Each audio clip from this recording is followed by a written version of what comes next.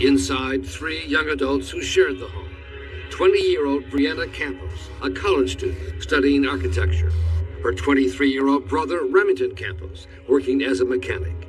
And a roommate, Alex Aldovar, a 19-year-old college freshman and aspiring fashion model. All about to become victims of a crime that should not have happened. I'm hearing banging, like someone's banging on the wall. I can hear pictures rattling against the wall. Dude comes in, brandishes a gun right there. There was bookshelves getting knocked over, drawers getting thrown. And as I go into the living room, he throws me on the floor and says, "Lay down with your face down, don't look, don't look." They were behind us, and you hear latex gloves getting put on. The next thing that came out of their mouth was, "It looks like someone's gonna die tonight." Die at the hands of a violent criminal who was awaiting trial. Instead of jail, he was confined to his home wearing an ankle bracelet, something meant to deter crime. But the very authorities who were supposed to be monitoring it, not even on duty when the crime happened. Tonight, thousands of people are wearing them, but who's keeping tabs on them? And who's keeping you safe?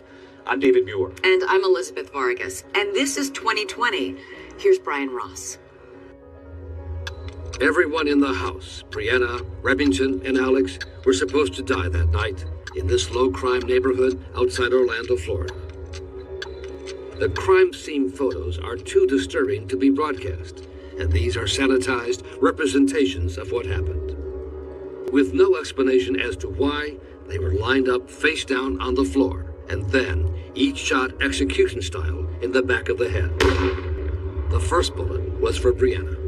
And then there's just ringing in my ear and intense pressure, not pain, but pressure. And then when the ringing cleared away, I just feel the warmth of the blood on this side of my face, and I can hear it drip, drip, drip, drip, hitting the wood floor. And then I hear a second shot. That was for their friend Alex. Remington knew that a third shot would be for him. Well, you think about your whole life, and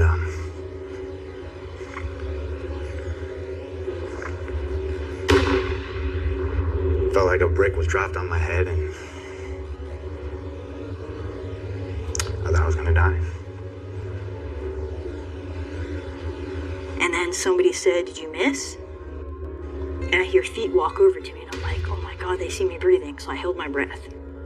I played dead until I heard the feet walk away. And finally I peeked up, and the front door is wide open, and there's nobody there. And that's when I was like, "Alex," calling out to Alex and my brother. And finally my brother popped up. I said, "We gotta go." They ran out the back door, raced through the yard to the neighbor's house, desperate to get help for their friend Alex, who was still on the floor, unresponsive. It was tough.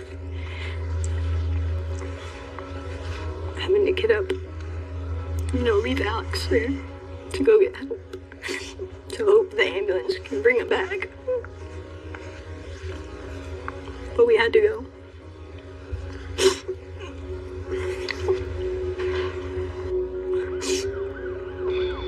PD, are you responding? Yes, PD is en route. The ambulance is coming too. Hold on 1 second now. But it was too late for Alex. He was dead on the spot. He was dead on the spot. He didn't have a chance. He bled out on that living room floor. Alex's father, Rafael Zaldivar. We raised him for 19 years. And we lose him in 2 seconds. 2 seconds. Somehow, Brianna and Remington survived the point-blank shots. It hit my skull, caused a fracture, and then it traveled and then popped out. How about you, Remington? Same thing. It traveled around the back of my skull and came out behind my ear. It was a miracle, doctors told them. And tonight, this brave brother and sister are using that gift of life to come forward on 2020 to help reveal the troubling story of how a career criminal was able to target them and kill their friend after being let out of jail and put on an ankle bracelet monitoring system that did not stop him. It could have been prevented. Just one of some 50 murders since 2012 that a nationwide 2020 investigation has discovered were committed, police say, by people ordered to wear ankle bracelets. They don't prevent crime, and they are not foolproof. Former New York City and Pennsylvania Corrections Commissioner Martin Horn. Some have said it offers a false sense of security. Absolutely, there's a false sense of security. In the case in Orlando, Brianna Campos had suspects in mind right away, even as she talked to the 911 dispatcher. And do you know who the people were that shot you guys? I can only think that they're probably linked to the people that robbed us last time. Okay. The last time was just 4 months earlier, when police arrested this man, 27-year-old Besmond Okafor, for tying up and robbing Brianna and Alex at the very same house, and they agreed to testify against him. I said 100% that's the man. Will you testify in the court? Yes, I will. Did you think that could be trouble? No, not at all. But police say Okafor knew the testimony of Brianna and Alex would have been devastating. He had built up enough of a criminal history that if found guilty of that offense from the original home invasion, he would have gone to prison for the rest of his life. At one point before the trial, Brianna says Okafor's mother even showed up at the house, trying to get her not to testify. She said she was willing to pay us money if we would drop these charges and not prosecute against her son. What'd you say to her? I asked her to leave my property or I'd call the police. Did you ever think, maybe I should just drop this whole thing? No. Alex's father says his son was just as determined to take the stand. I asked him about that. I go, do you want to do that? He goes, yeah. And I go, why? He goes, because I want to do the right thing. And both Alex and Brianna were confident Okafor could do them no harm, thinking he was securely behind bars while awaiting trial. He was in prison, to my knowledge, the entire time. Alex told me that they're in jail, they're not going to get out, bro. Okay, fine. So you thought, and he thought, they were locked up? Locked up. But that was not true. And on the night before Brianna and Alex were scheduled to testify, they had no reason to think he was heading to their house to silence them. Next, why was he free that night? And why were the people who were supposed to monitor him 24/7 at home in bed?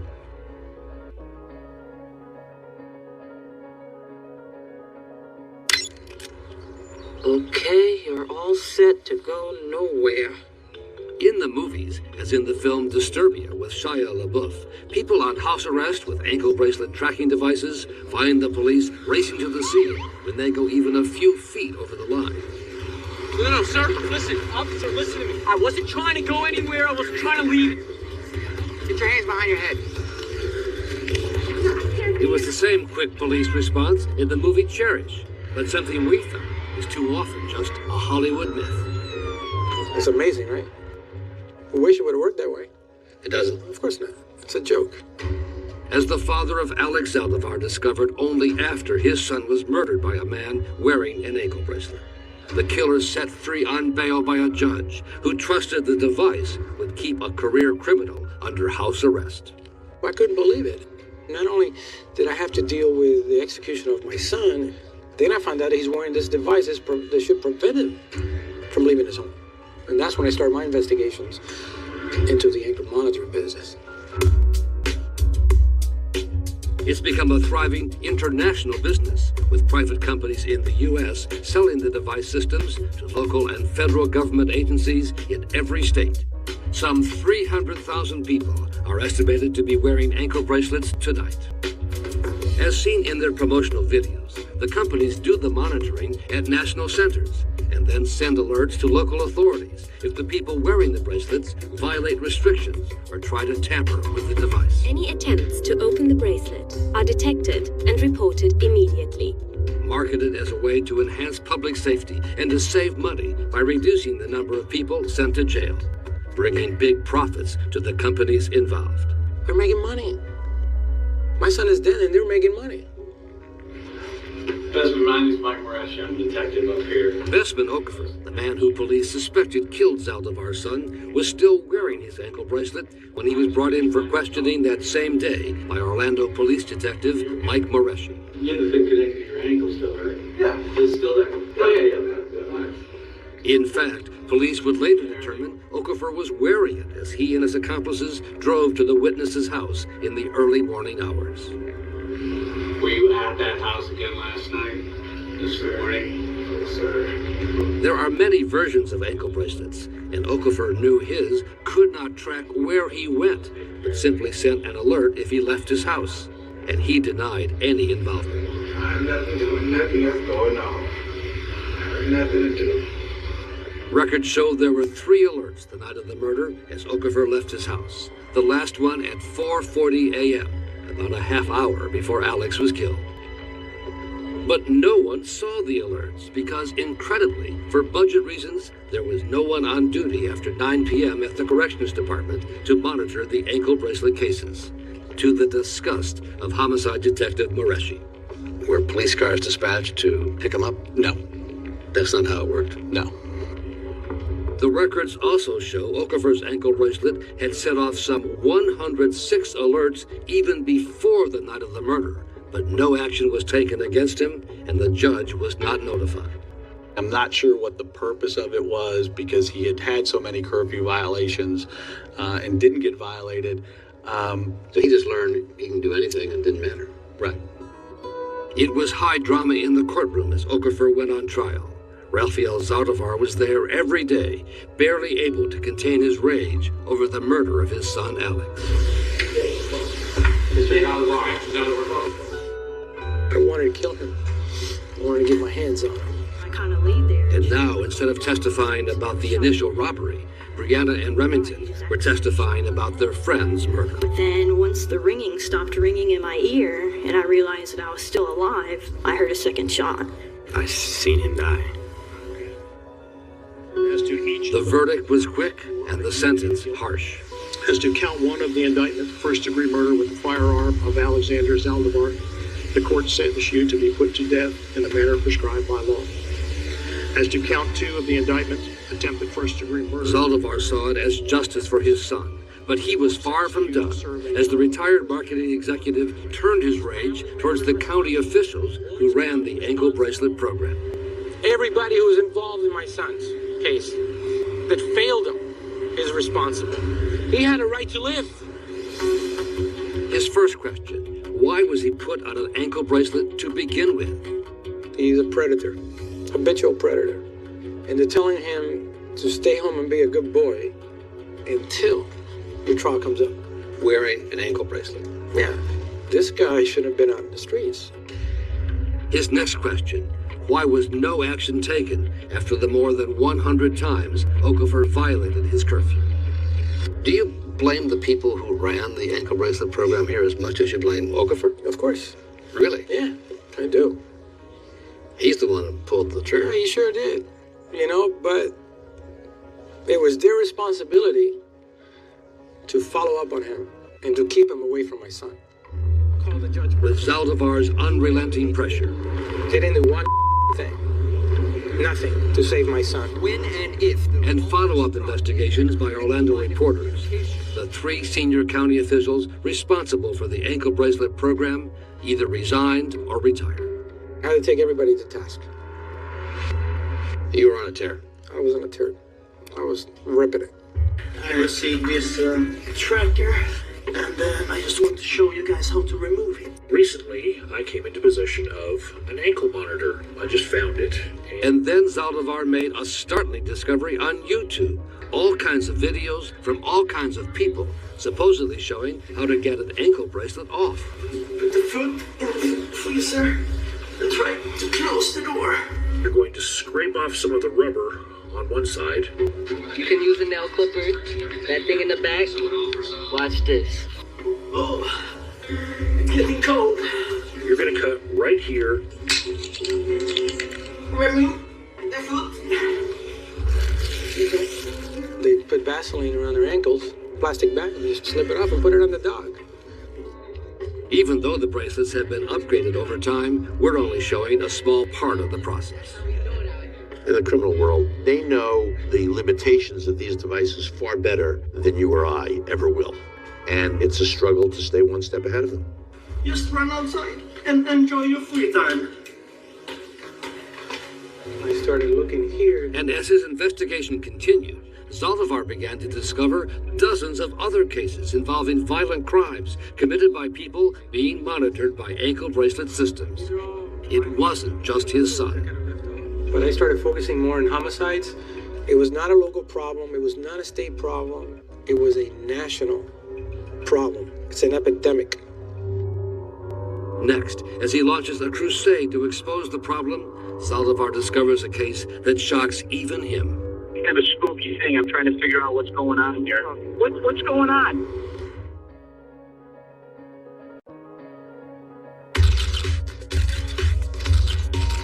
For some celebrities, it's like a fashion accessory, something to show off to the paparazzi. The bad boys and bad girls of the tabloids, actors Lindsay Lohan, Michelle Rodriguez, Teresa from the New Jersey Housewives, rapper Eve, comedian Andy Dick, all ordered to wear an ankle bracelet to monitor the location, or in some cases, alcohol use. Along with Martha Stewart, Tracy Morgan, and the famous for being infamous Paris Hilton. Perfect candidates all, hardly risks to the public. In the beginning, it started like that, and then it progressed. Progressed, discovered Rafael Saldivar, to include individuals who are hardly low risk, in an effort to keep down the cost of putting so many people behind bars. They give them to child molesters. Child molesters. In his investigation, Saldivar was shocked to discover what happened with a man living in this quiet neighborhood in Syracuse, New York, where neighbors were unaware that a monster was living next door. He is the embodiment of evil. The embodiment of evil. His whole life, he's committed actions that make him evil. At the age of 29, David Renz, a part-time grocery store clerk, was wearing an ankle bracelet as he awaited trial on federal charges for possession of a huge cache of violent child pornography, desperate to get away from his home, if only he could find a way to get the bracelet off. He was experimenting with what he could get away with, and he was loving it. Leading to a crime that would horrify the community. Syracuse is a great city and a great community, but it's a small community. This ripped the soul out of us for a long time. In a remarkable video deposition conducted after the crime, Renz, with an ankle bracelet next to him, matter-of-factly admitted how he gained the freedom to commit his crime. Did there come a point in time when you were able to take the bracelet off? Yes. The model he was wearing is marketed as tamper-resistant. But Renz said in part he learned how to get it off because the probation officers let him watch as they put it on. Instead of telling him, turn your head or put a paper bag over his face or something. Renz lives over. District Attorney William Fitzpatrick would later prosecute Renz for the crimes he committed. They were treating this guy as if he'd been picked up for shoplifting a box of donuts. How many times in total would you say that you took the bracelet off from the time you first took it off until March 14th of 2013? I can only give an estimate, but I figure probably 10 to a dozen. At any point in time when you had the bracelet off, did you leave your home? Yes. And when he left his home, free of the device, Renz began to prepare for his crime. First, with a trip to a local Home Depot. What did you go to Home Depot for? To purchase zip ties. Zip ties to be used as plastic handcuffs. And then on to Walmart. And when you went to Walmart, what did you purchase? That would be an airsoft gun. An air pistol like this one, looking like the real thing. When you went into Walmart to purchase the air pistol, were you wearing the ankle bracelet? I was not. It was in his bedroom. It had sent a tamper alert when he took it off, but Renz knew how to quickly tape it back together, so the signal was restored. This guy figured out how to get the thing off and reconnected in less than a minute. And federal probation officers overseeing Renz were treating any interruption of less than 5 minutes as a false alarm, complaining in this phone call about the devices. My officers are getting frustrated with reliability. Telling the monitoring company, even before the Renz case, not to bother them with alerts less than 5 minutes, saying too many false alarms were costing them sleep. Can we put them in for 5 minutes? Yes. Okay. And that would take care of the alerts so that they wouldn't be, woken up in the middle of the night because it's... Yeah, like last night. So each time Renz took off the bracelet and left his home, it was treated as yet another false alarm. This case is sickening because it was so preventable. It never should have happened.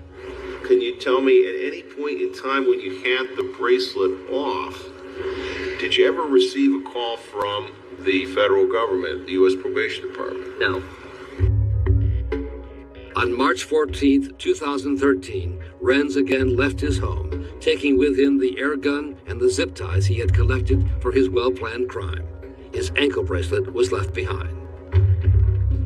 Renz's destination that night, a 10 or 15-minute drive away, the Great Northern Mall, a popular family-friendly place with a gymnastics facility for kids and parents. He took a position in the vestibule of the front entrance and soon spotted his targets. He followed them through the parking lot. He was able to get to them and pull what they believed was a gun and get in the back seat and carjack them. A night of terror was about to begin. 7 miles away, his ankle bracelet was in his bedroom, sending a message that all was well.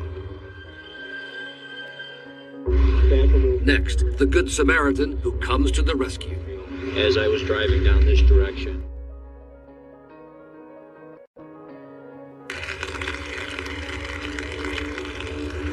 it was a dark, cold, inclement night. Bill Craig, a roofing contractor in Syracuse, New York, was on his way home. As I was driving, I caught out of the corner of my eye this young person running through the woodline.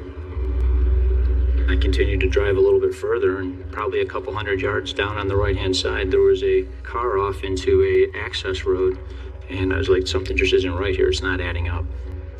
An Army veteran trained to handle the unexpected, Craig knew he had to turn around and find out what was happening. And there was a young girl, and she was screaming that he's going to kill my mother. Mobile 911, where's the emergency? There's a little girl tied up on the side of the road, and a woman bleeding. Kind of a spooky thing. I'm trying to figure out what's going on here. What's going on? A little girl's voice in the background. He hurt me. I walked towards her, and she immediately began to scream, "Are you going to hurt me? Are you going to hurt me?" No, look, I'm not going to hurt you. I'm out 911, okay, honey? I gave her my jacket. I put her in the back seat. She had her hands behind her back with zip ties. We're not leaving your mom. I want you to get warm, honey. What's your mommy's name? Lori Bresnahan? Lori Bresnahan, a devoted single mom.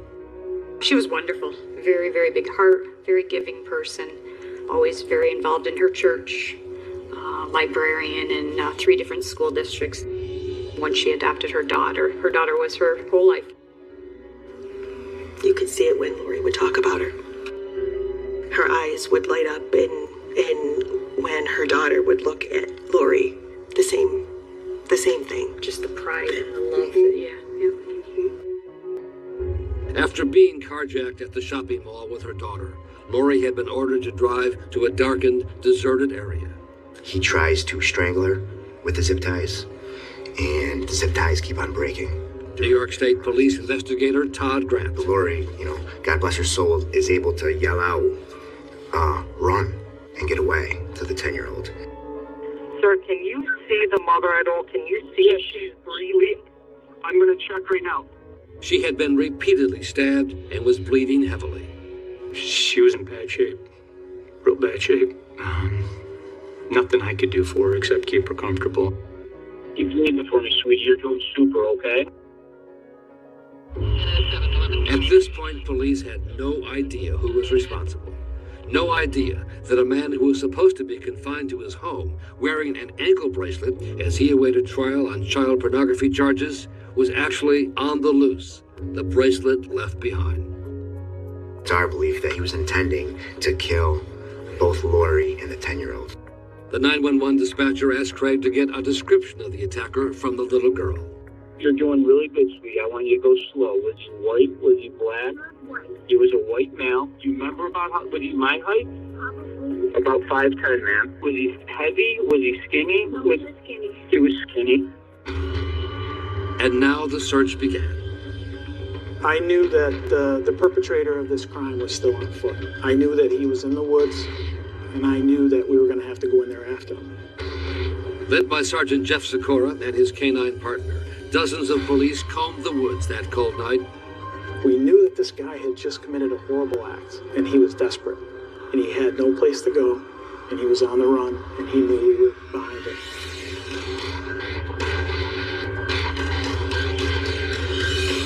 As the search was underway, word came about the fate of Lori Bresnahan. She didn't make it. No, sir. No. Lori, I think, continued to fight to her very last breath to make sure that her daughter was going to be safe, and she succeeded. I told her that I would promise that nothing would ever happen to her again. 4 hours later, David Renz was in custody. I knew that we had just caught a true monster. And then the added outrage, as police discovered he was supposed to be at home wearing an ankle bracelet meant to protect the public from a man like this. Had we not caught him that night, he would have gotten home. Had he gotten home, he would have had the perfect alibi, because his bracelet was left at home. He would have had the perfect alibi. For the Good Samaritan Bill Craig, first on the scene, it was a night that would change his life, vowing to honor the memory of Lori Bresnahan and to find out for her daughter what went wrong. I say Lori deserves answers. The little girl deserves answers. Make sure what happened in upstate New York doesn't happen anyplace else. But it has, and it does. Next, police in hot pursuit. The story behind this car chase.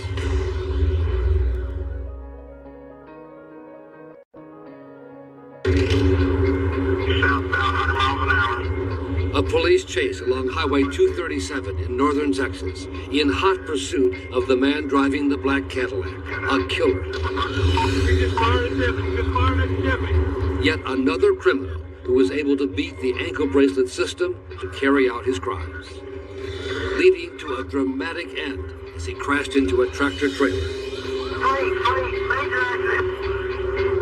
His life on the run finally over as police moved in, returning fire. The man they finally stopped was Evan Ebel, recently released from prison in Colorado, who had cut off his ankle bracelet. It sent a tamper alert, but it wasn't until 5 days later that a probation officer went to his house to check it out, giving Ebel enough time to kill a pizza delivery man and then the head of the Colorado prison system. Those two murders in Colorado are among the some 50 murders since 2012 that a 2020 investigation found were committed, police say, by people being electronically monitored. I suspect there are more that you don't even know about. From your point of view, there's no way this should be used for anyone who poses a risk to the public.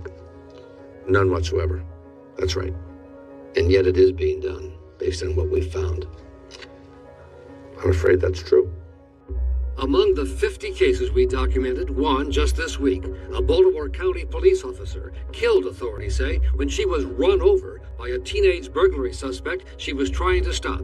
He had been ordered to wear an ankle bracelet after a series of arrests for car theft, but went missing 5 days before the officer was killed. 16-year-old Dante Harris, who's charged with murder, he will be tried as an adult. Case after case of failure.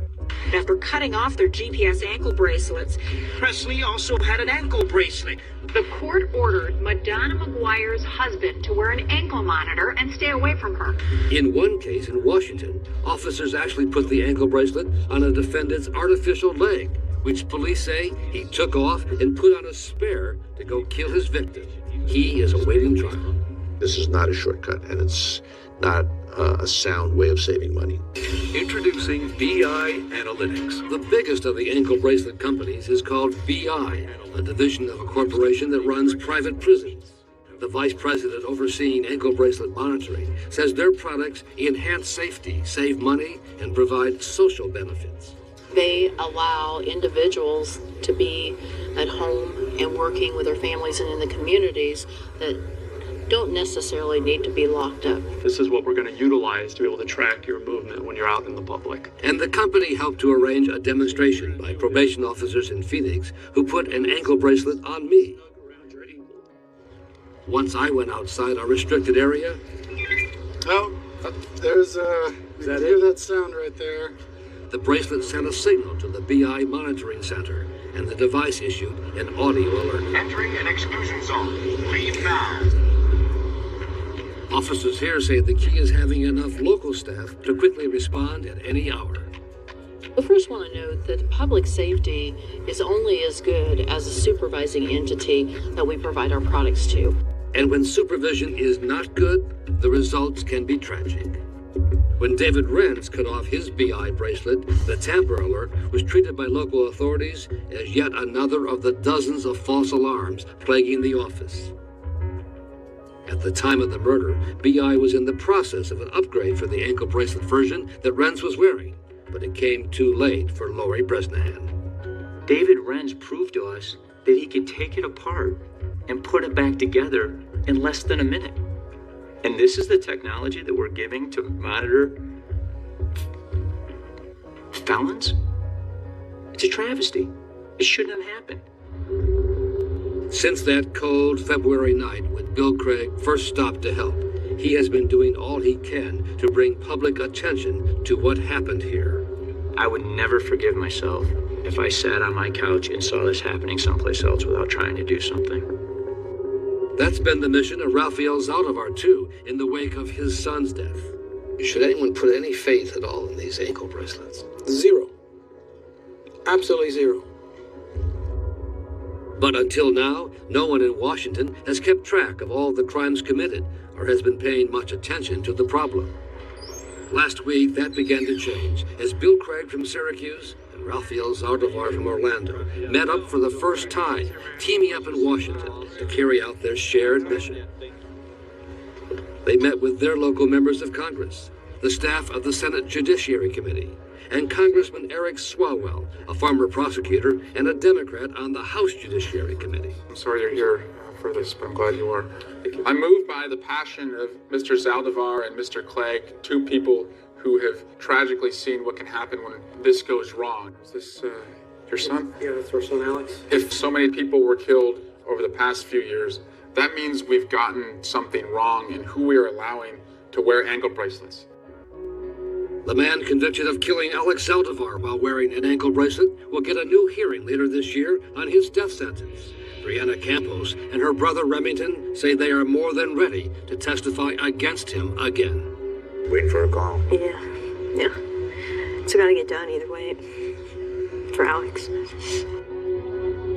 Rafael Zaldivar will be in court too, still pushing both for justice for Alex and a change in the way ankle bracelets are used in this country.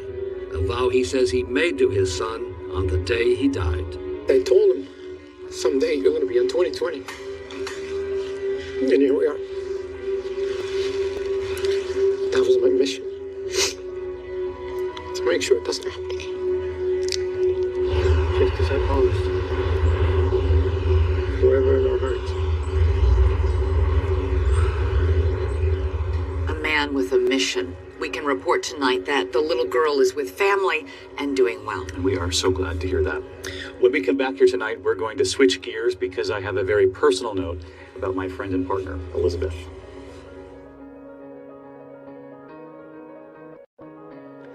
And finally tonight here, a bittersweet moment for us. After 22 years here at ABC News, a news anchor at GMA, co-anchoring World News Tonight, and of course her most indelible mark right here on 2020. Tonight, Elizabeth is about to start an incredible new chapter. And at home, I know you're going to feel just as I do about this because Elizabeth has guided us through so many important moments. From 9/11, taking over where Peter Jennings left off in that chair, to Hurricane Katrina, where we were on the ground together. That's right, for an entire week anchoring. I was in Mississippi, you were in New Orleans. We've done so much together, and I've been able and privileged to work through so many incredibly big breaking news stories and really important personal stories that we've done here on 2020. And I'm very grateful for all the opportunity I've had here and to work with all the people whom I call not just colleagues, but friends.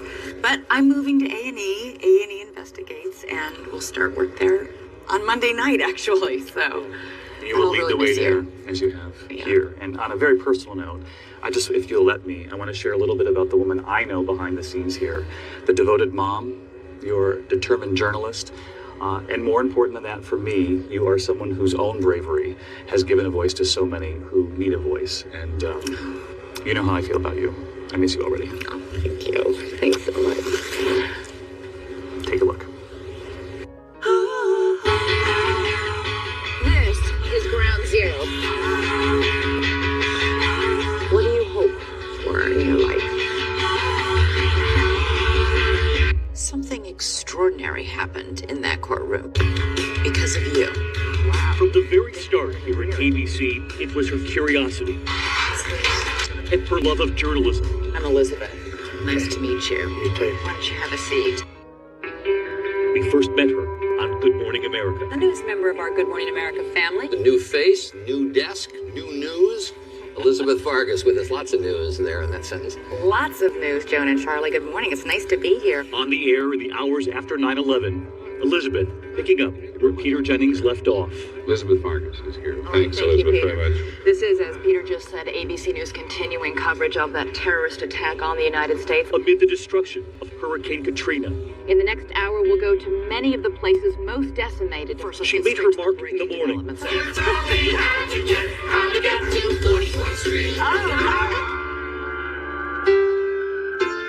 And at night, she would co-anchor World News Tonight with Bob Woodruff. Our mission at World News Tonight? To deliver the world's news straight to you. And help make a difference in your world. Out on the streets today. Covering the Iraqi elections. Interviewing President Bush from the White House. Thank you. So obviously this is the wash, and this is where they cook. But along the way, her most indelible mark has been on this program, 2020, where Barbara Walters passed the torch. She is the only woman other than Barbara to co-anchor this program in its 40-year run. A hallmark of her reporting, her connection with children. Oh, she's so beautiful. There were the children held hostage in a school in Beslan, Russia. They watched as more than 300 adults and children were killed around them. What do you say to each other during these 3 days to comfort each other? I said they're going to let us go soon. How about you guys? We say to each other that everything's going to have a good ending.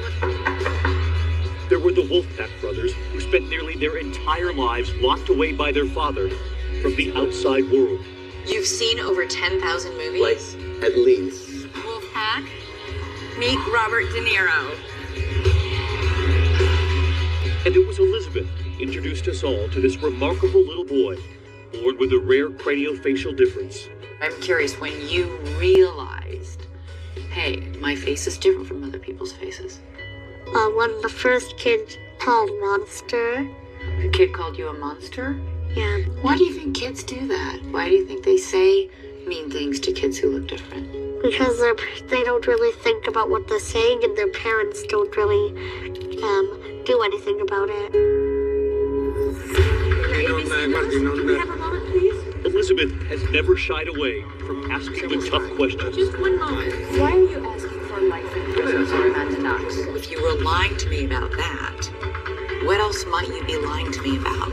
And in recent years, Elizabeth would share her own story, her strength off the air too, revealing to Diane with brutal honesty her battle with alcohol and anxiety. There's a favorite saying I heard that was, when you pray to God, there are 3 answers. And one is yes, not now, and I have something better for you. The audience would reach out. She heard from so many of you, saying her courage to get help inspired many of you to do the same. She returned to that desk for some of the most important moments in recent times. And for me, she was always a force to sit next to, a true partner. Hi, Munchkin. Hello. Oh, is she blowing you kisses? That's so sweet. And as Elizabeth now embarks on her newest chapter, reporting breakthrough hours for A&E, we salute her, her strength, her courage to open up, and always her love of journalism. You clearly love your country. I didn't mean to make you cry.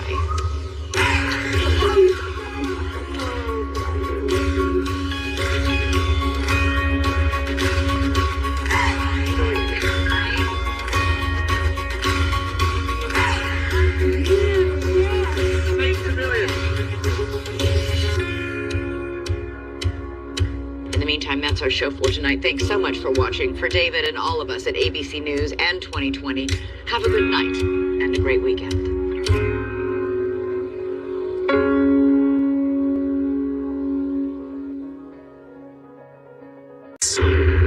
Camera. Summer. Oh boy, the drama. Welcome to a special edition of 2020. Hello, I'm not David Muir. Tonight we investigate summer movie seasonal affective disorder. What should you be watching out for? How can it be stopped? And is your family safe?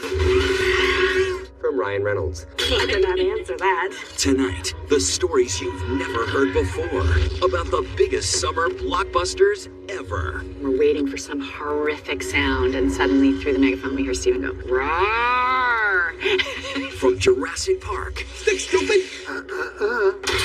To Animal House. Landis would just say, "That sucked! Do it again! Do it again! Go back and do it again! Funnier!" Coming to America. To Clueless. I can't do it, but she's like, "You're a virgin who can't drive." Whatever. The biggest stars. Guys, we're in 2020, and nobody's been accused of anything. Spilling the secrets from onset. More intense. Plus, the new kids in the galaxy from Solo. That's a good version of the sound. So get out the popcorn. It's lights, camera, summer. Even though it's R, I think it's appropriate for 3 and up. Join us. Here's Chris Connolly. Believe it or not, there was a time when Hollywood's version of a big-budget thriller looked something like this. In 1993, Steven Spielberg changed all that.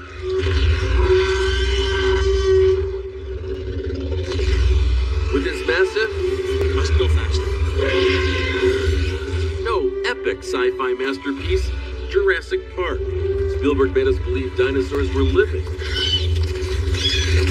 breathing, misbehaving real-life creatures.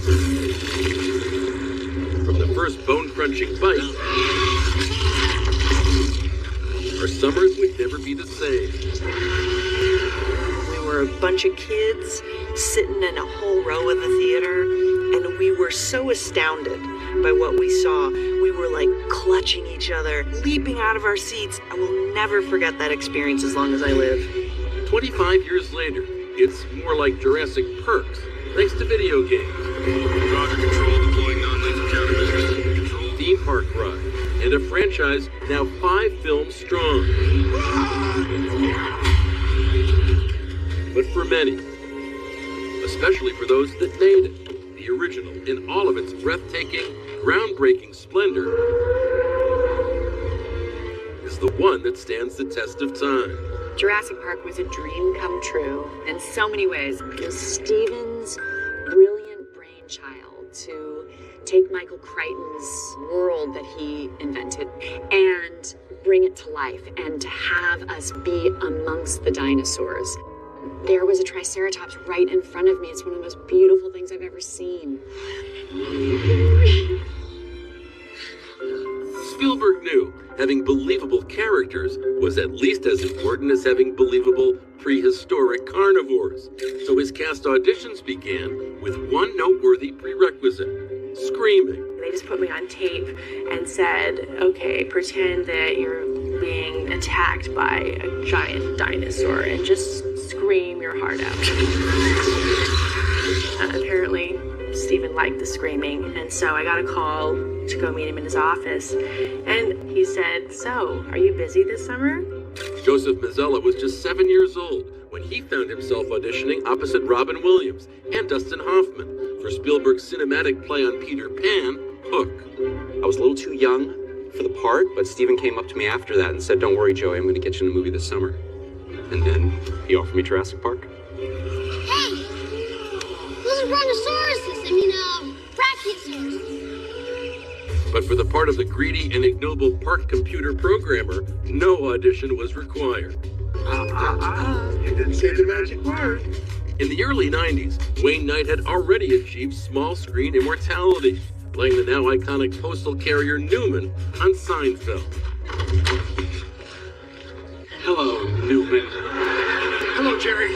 But it was his perspiry performance in this notorious scene from Basic Instinct Did you kill Mr. Boz, Miss Trammell? that somehow led to a lead in Jurassic Park.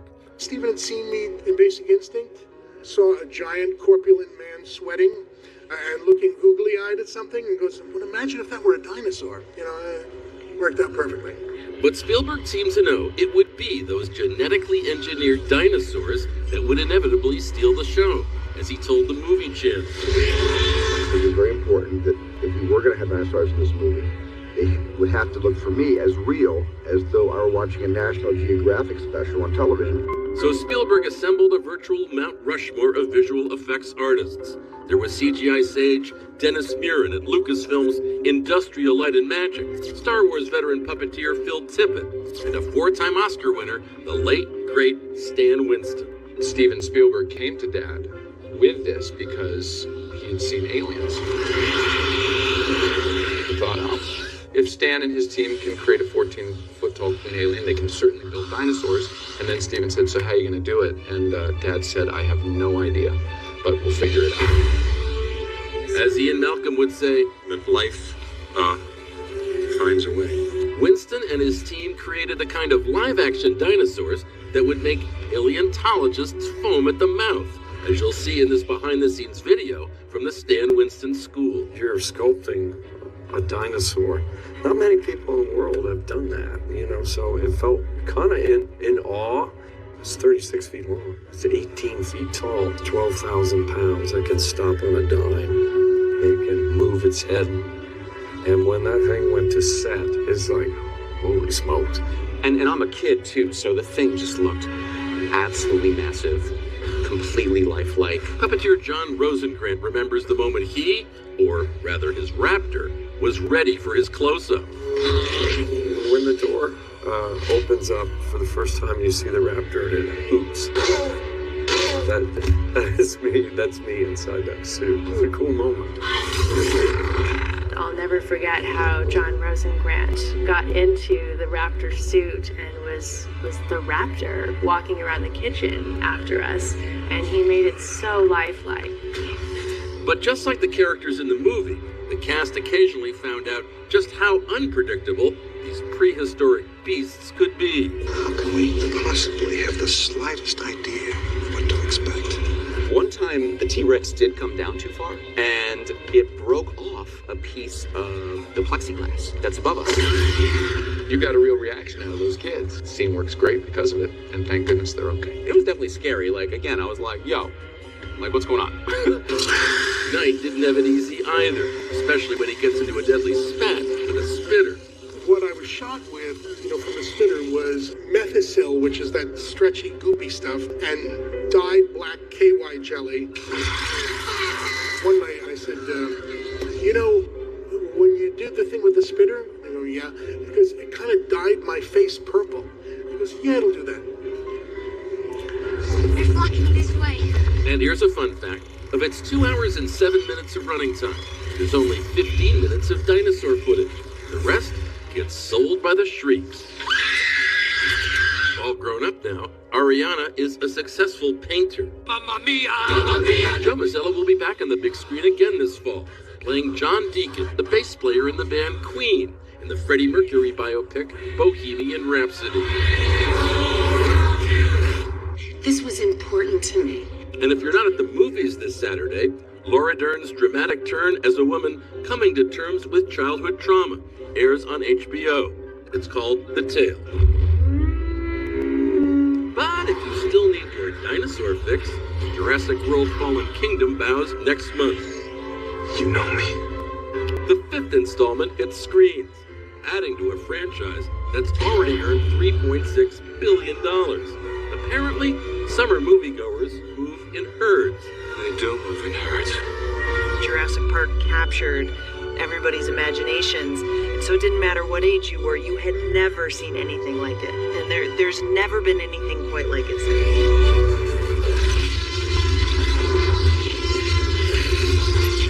What do Reese Witherspoon, Angelina Jolie, and Gwyneth Paltrow have in common? As if. She beat them all out for Clueless. So what got her the part? Next.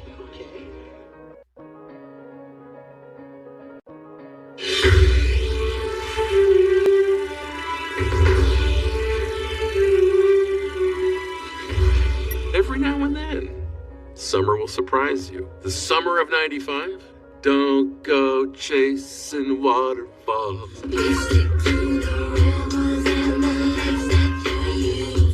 That was the big song of the summer of '95. What else happened that summer? If it doesn't fit, you must acquit.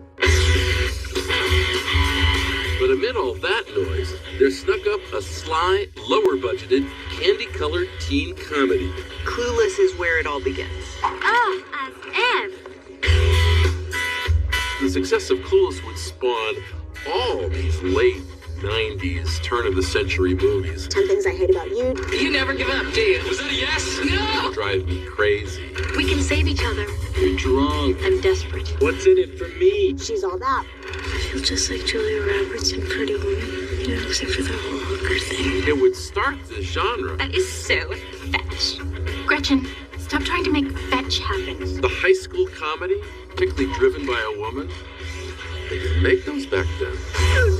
My mission is clear. Clueless is a story of a very privileged young teenager named Cher Horowitz.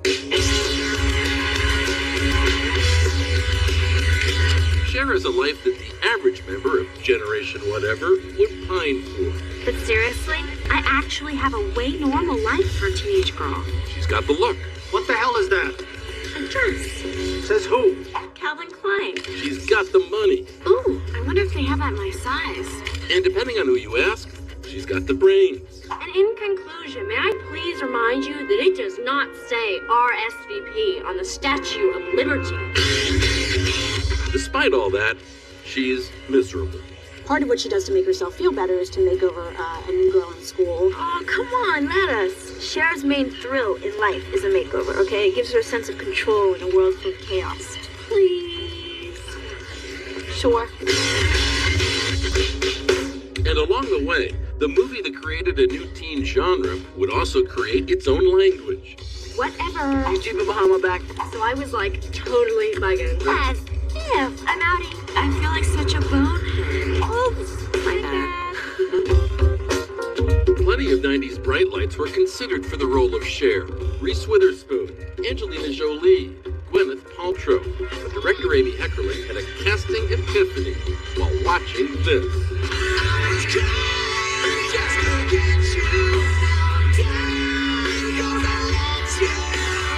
I'm on my treadmill, watching MTV and exercising, and this Aerosmith video comes on, and I just really love the girl in it. And I told my friend who's a casting director, oh my God, I love this girl from the Aerosmith video. That girl was then 16-year-old Alicia Silverstone. Hit it! I didn't think I could do it because I didn't know I was funny. This was going to be my first comedy. You like Billie Holiday? I love him. Right. I remember thinking that Cher was very materialistic and I didn't really like her that much. But then I tapped into the fact that she loved her daddy so much. Daddy, no! And then I also realized that Amy Heckerling chose me for a reason. The first meeting I had with Alicia, we met in a restaurant. We were sitting at the booth and there was a glass of water on the table and a straw in it. And rather than like drink or drinking, I would just pop my head down and come back up. And pop my head down and come back up. And she just thought that was so adorable. Or weird. A movie like Clueless really endures because every character is so vibrant, is so unique, and the actors brought so much to it. Such actors as Paul Rudd, who plays Josh, Cher's ex-stepbrother and love interest. Oh, wow, you're feeling out there. And Stacey Dash, Cher's best friend Dion. Would you call me selfish? No, not to your face. And the late Brittany Murphy as Time, Cher's pet project.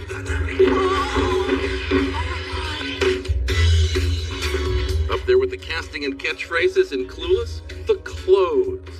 Everyone in this movie dresses like they've just stepped out of a 17 magazine. When we started talking about the costumes with Emmy heckling, what was really important to us was that all the costumes have something feminine and beautiful. I didn't have any fashion sense at all at that age. We had 64 changes for Alicia. I just didn't realize the amount of costumes and everything, so when Mona would fuss with me, I was just like, why do I have to do this? But when I saw the film, the clothes, they were their own stars. I think that plaid suit is iconic, and when you see the runways now, you know, Versace is doing yellow plaid. What is happening 20 years later, kind of a comeback. Clueless didn't just set fashion trends. It made Alicia Silverstone a bona fide star. And today, she's starring in the TV series American Woman, Paramount TV Network's period piece about a 70s feminist raising her daughters alone. Where else? In Beverly Hills.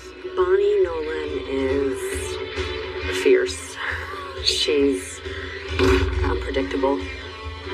She's a bit wild for her times, and she's sort of a trailblazer and really a badass.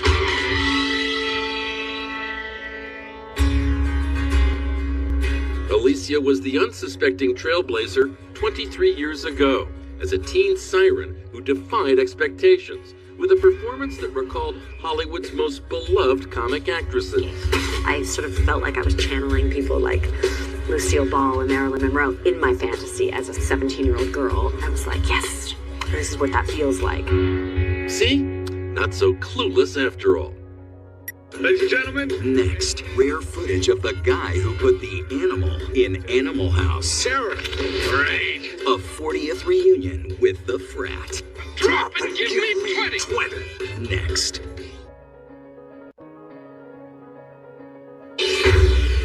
Characters concealed beneath amazing makeup. I said, Eddie, you're a young black man. You're going to play an old Jew. And he went, hello? And I said, well, I'll ask Rick Baker. The legendary 7-time Oscar-winning special makeup effects creator worked his magic, some of which you can see on the film's DVD extras. And he goes, and don't give him a big nose. You know, I don't want it to be a stereotype. And Eddie basically said, you know, you make a face and I'll make it work. Who was the star in that picture? He says, a young guy named Eddie Murphy. Oh, Crash, I hate him. The kid with the filthy mouth. Yeah, he's the one. Oh, he's the voice. It was great to see him, you know, looking at himself, figuring out what the voice would be. I'm Eddie Murphy. I am the young black movie star of Paramount Pictures. And I right away kind of started my love affair with Eddie Murphy. Well, then you're a punch. He walked all around the Paramount lot hitting on secretaries and schmoozing with people.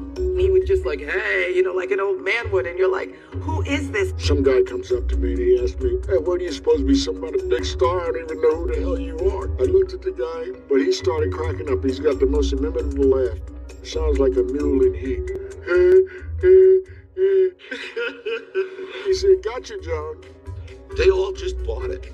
So once that happened, he said, I want to play the barber. Oh, there they go. There they go. And he started, I want to play. And he could. And he did. And he was wonderful. Show them all the beauty they possess inside. Then suddenly, Arsenio said, wait, I want to play. He played the preacher. Yakety, man. He played barber. And he was a woman in one of the brief scenes. I want to tear you apart.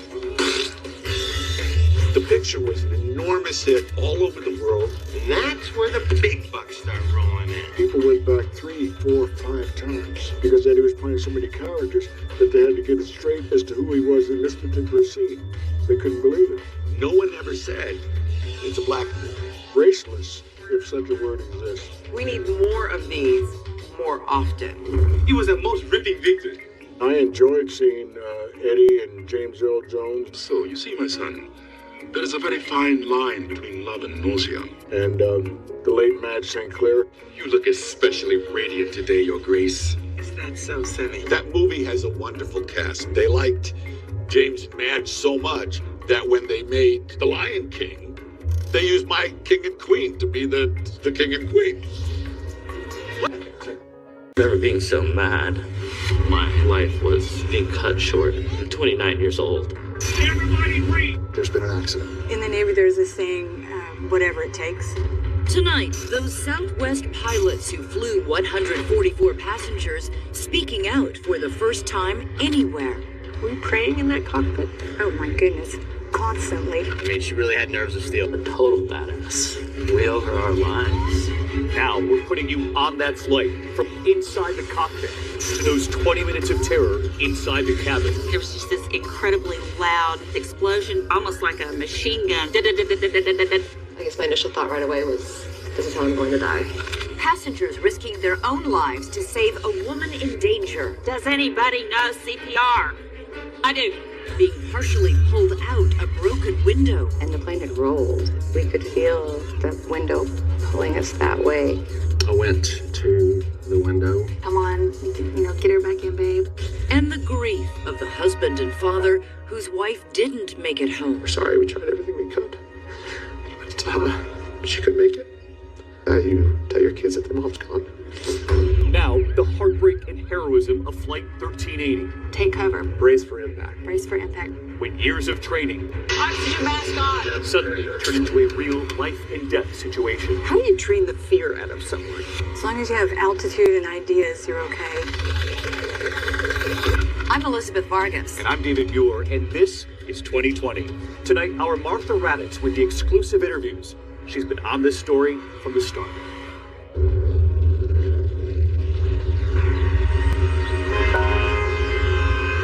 It is a Tuesday morning in New York City. 144 passengers have a flight to catch. 144 people, 144 stories. Heading for LaGuardia Airport and a Southwest Airlines flight to Dallas Love Field. Peggy Phillips, a school nurse, had been visiting her daughter and a grandbaby in New York. Baby's almost crawling now. Now it was time to go home to Texas. And so, we kissed, we hugged, and then out the door and in the cab and off to the airport. Holly Mackey, an associate professor of women's and gender studies at the University of Oklahoma.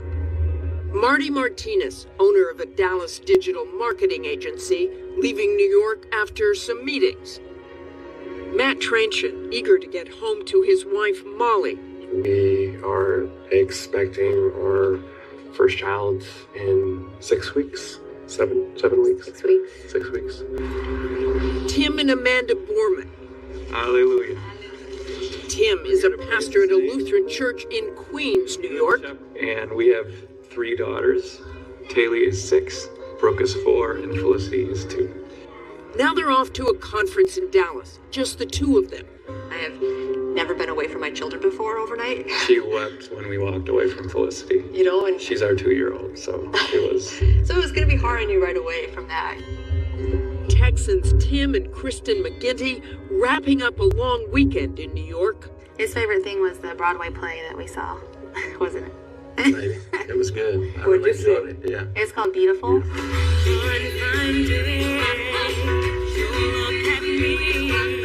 Andrew and Stephanie Needham. She's a kindergarten teacher. He's a firefighter paramedic. We're visiting from small town Salina, Texas. It's the first time I had been up there, first time she had been up there as well. We were mesmerized by the high-rise buildings. Breathtaking New York and the heartbreaking 9/11 memorial.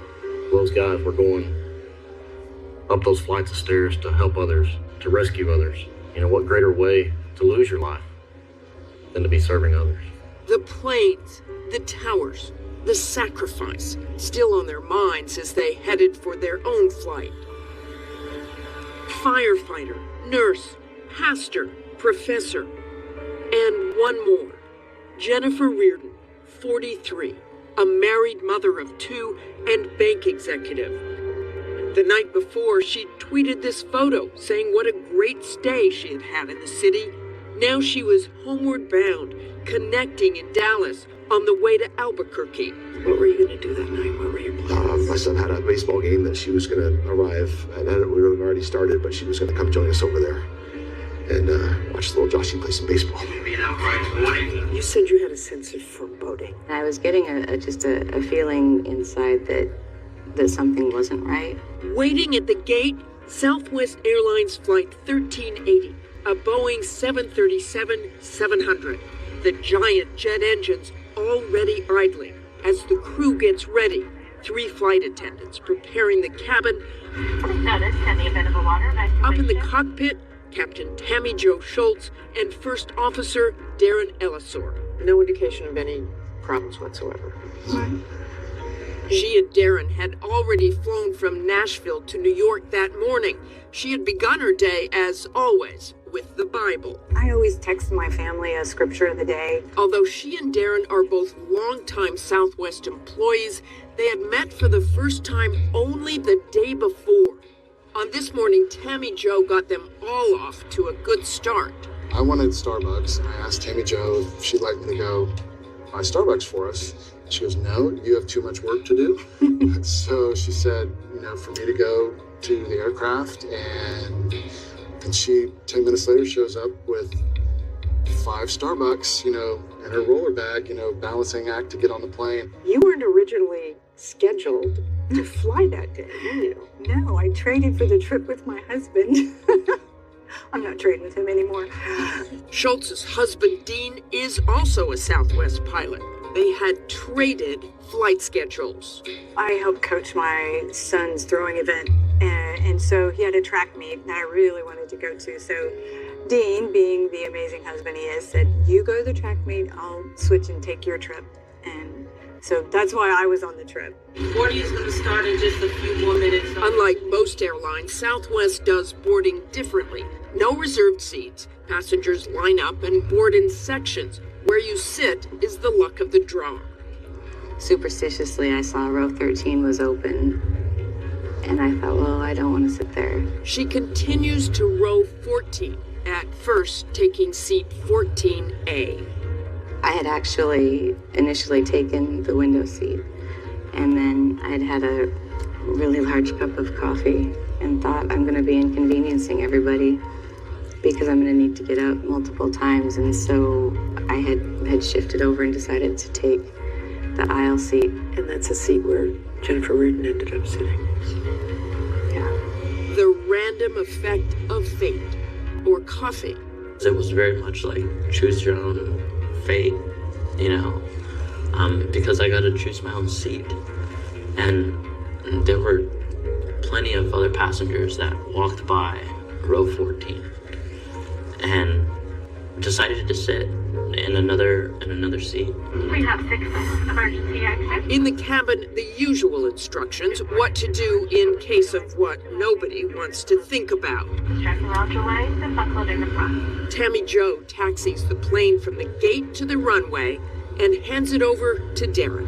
The captain always taxis, so I've got control of it on the ground, and then if it's his turn to fly, we switch off, then we do a positive control of the aircraft, and he took off. A few words of welcome from the captain, and they were heading down the runway. Everything was very routine. And then it wasn't. That's correct. 144 passengers, 144 stories, about to come together for a singularly harrowing ordeal at 32,000 feet. A journey that will stay with them the rest of their lives. Still ahead, the boom. We had a large bang, a rapid decompression. My first thoughts were actually, oh, here we go.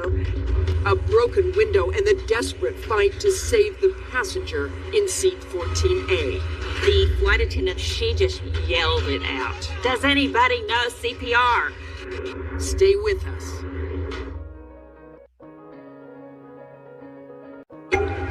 Southwest Airlines 1380, New York to Dallas, was not unlike any of the other 25,000 or so passenger flights that took off and landed across the country without incident that Tuesday, at least for the first 20 minutes. Everything was very routine. I kind of chatted with the people next to me a little bit, and, we were just doing the usual, oh, yes, hi, how are you? It's a great day to fly, da-da-da. Bustling crew and carefree passengers never suspecting where their journey was about to take them. I think maybe 5-10 minutes after the flight took off, took out my laptop and began just doing work. In row 14, at the window, is Jennifer Reardon. In the middle seat, a young teenage girl. On the aisle, Holly Mackey. Jennifer was reading her paperback, and the girl was on her phone, hunched over, and I was reading on my iPad. I kind of had dozed off, and then he was playing Sudoku. Put my headphones in and started watching a movie. It was a comedy. And all the while, bearing down on them at 500 miles an hour, tragedy. For 20 minutes, we had a totally normal flight. Totally normal. At 11:03 a.m., with First Officer Darren Ellisor flying and Captain Tammy Jo Schultz monitoring, the plane and its passengers and crew left normal.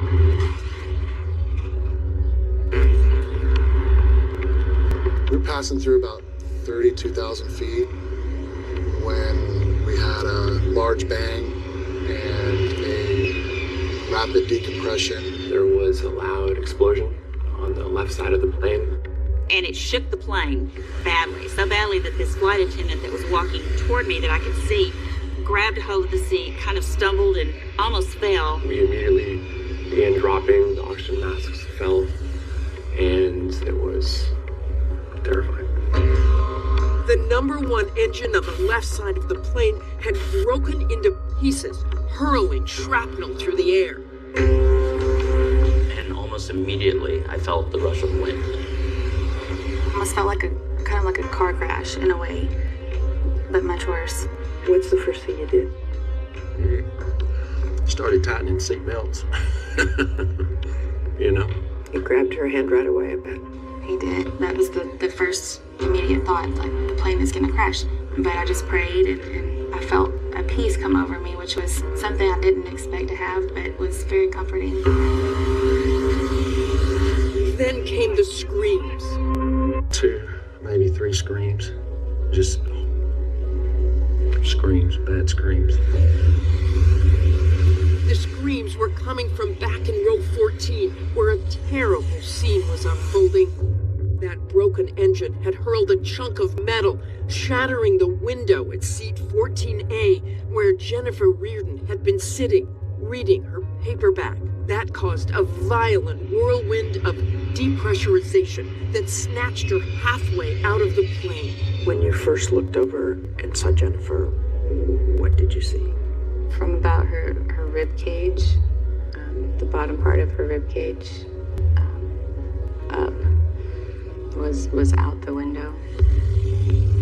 Only the seatbelt kept Jennifer's body from flying all the way out of the plane.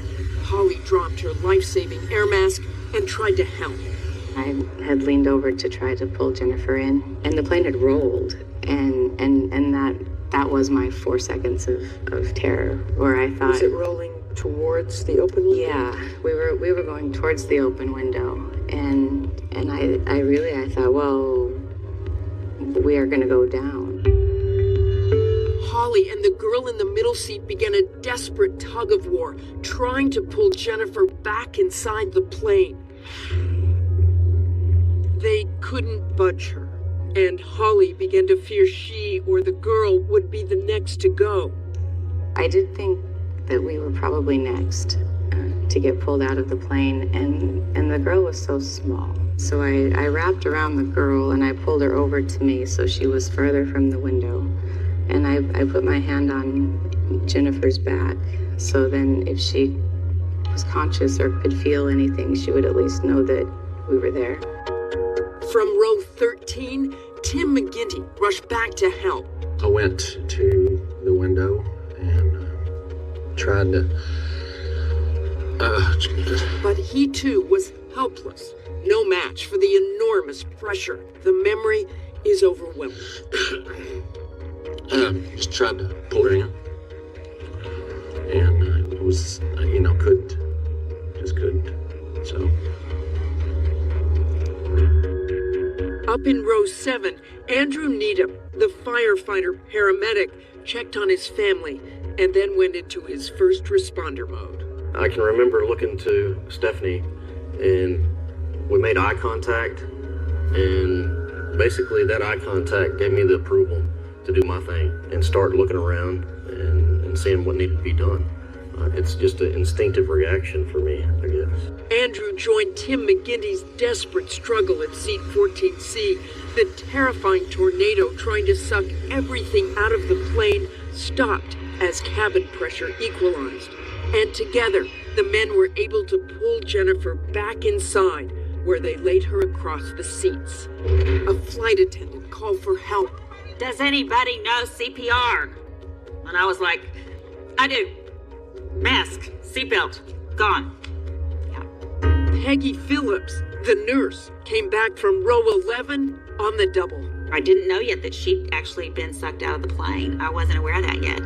What I did know is that I've got to start helping Andrew do CPR. And so I just shut everything else out, shut it all out, and started giving compressions and trying to open an airway. We just started working just simultaneously. She knew what she was doing, I knew what I was doing, and we just did everything that we could to try to revive Mrs. Reardon.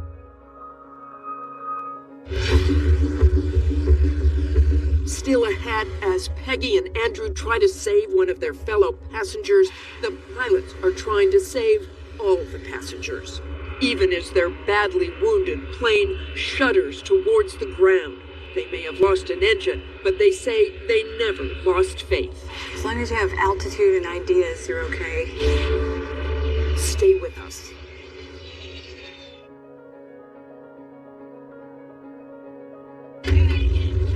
With a blown engine, a smashed window, and a depressurized cabin, Southwest Flight 1380 was in serious trouble, and everyone aboard knew it. You've heard the expression, a wing and a prayer. They were living. They weren't going to make it to Dallas. The passengers were thinking they weren't going to make it, period. Put yourself in this situation. You don't know how much time you have left. And I remember being so paralyzed in that moment. It was clear that the situation was dire. In the next seat, Matt Tranchen was trying to send a message to his pregnant wife, Molly. At that point, you say your goodbyes. And that's when I took out my phone and immediately sent Molly a message, just telling her I loved her and something was wrong. And incredibly, Molly is able to get a phone call through to Matt on the plane. So I just said, I'm here with you. I'm going to be here with you until the end. Don't hang up. In the midst of calamity, still struggling with his air mask, Marty Martinez paid $8 for Wi-Fi and began streaming on Facebook Live. I wanted to tell, the people that mattered to me that I loved them. And it was just a very difficult, thing to do. And I remember being so mad that I felt as though my life was being cut short. As other passengers prepared for the worst, a small band, Tim McGinty, firefighter Andrew Needham, and Peggy Phillips, a nurse, had tuned all that out. I was just focused on what was right in front of me. That was my task, that was my job. And I had to give her my very, very best, and that was all of my attention. They were doing everything they could for Jennifer Reardon, who had been pulled halfway through the broken window. To be honest, I wouldn't have done this interview if I didn't think that maybe some closure could come to the family. To know that she did not suffer. She was gone when you got there. I think so. You didn't know at the time. We did what we could with what we had. The odds were just stacked against us. While they worked to save Jennifer Reardon, how would the flight crew save the other 143 passengers? Up in the cockpit, Captain Tammy Jo Schultz and First Officer Darren Ellisor, who was behind the controls, not really sure what was happening in the back. The aircraft yawed and banked to the left, a little over 40 degrees, and we had a very severe vibration from the number one engine. It was shaking everything. And that all kind of happened all at once. What did you think had happened? My immediate reaction was a seizure of the engine. That's pilot speak for engine failure. The Southwest 1380s were single engine. As we now know, the engine did more than stall, it blew apart.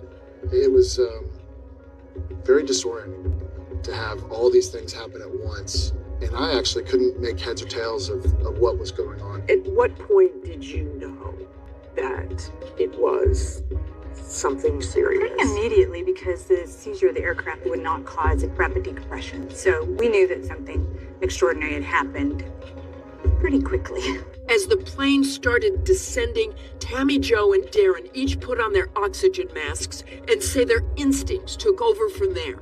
He started, and then I put mine on, and then we had some switchology to do to be able to communicate through the mask. And then it was really just back to flying, aviate, navigate, communicate. At the helm of the aircraft, the woman often mistaken for a flight attendant, and whose mere presence in the cockpit has left some passengers unsettled. Every once in a while, there'd be a passenger that would look at me, see the stripes, and say, "Are you flying?" And if I answered yes, every once in a while they'd turn around and get off. They turn around and get off just right, because they just a shake woman their was head. flying the plane. Not for me. But gender bias is something Tammy Jo says she has long endured in her journey to the cockpit. At a young age, she was convinced she had the right stuff, but at first, she seemed to be the only one. Initially, I could not talk anyone into accepting my application. I had a clipping of a newspaper that said, if you have your college degree, come join the Air Force. We need pilots. And they said, if you have a brother, we'll talk to him. But we don't want to talk to you. Eventually, a Navy recruiter signed her up. And then I was getting my head shaved, G.I. Jane style. Tammy Jo had finally earned her gold wings, rising to the rank of lieutenant commander. She was also among the first female F-18 fighter pilots, seen here in an old news report. I joined the military because I wanted to be a warrior, and getting to fly where we've been trained to fly would be great. But up until the early 90s, women weren't allowed to fly combat missions. Instead, they were relegated to teaching the men, just like Kelly McGillis did with Tom Cruise in Top Gun. If you think you're dead, that's a big gamble with a $30 million plane, Lieutenant. You were training men right. to do what you weren't allowed to do. Right. A little odd.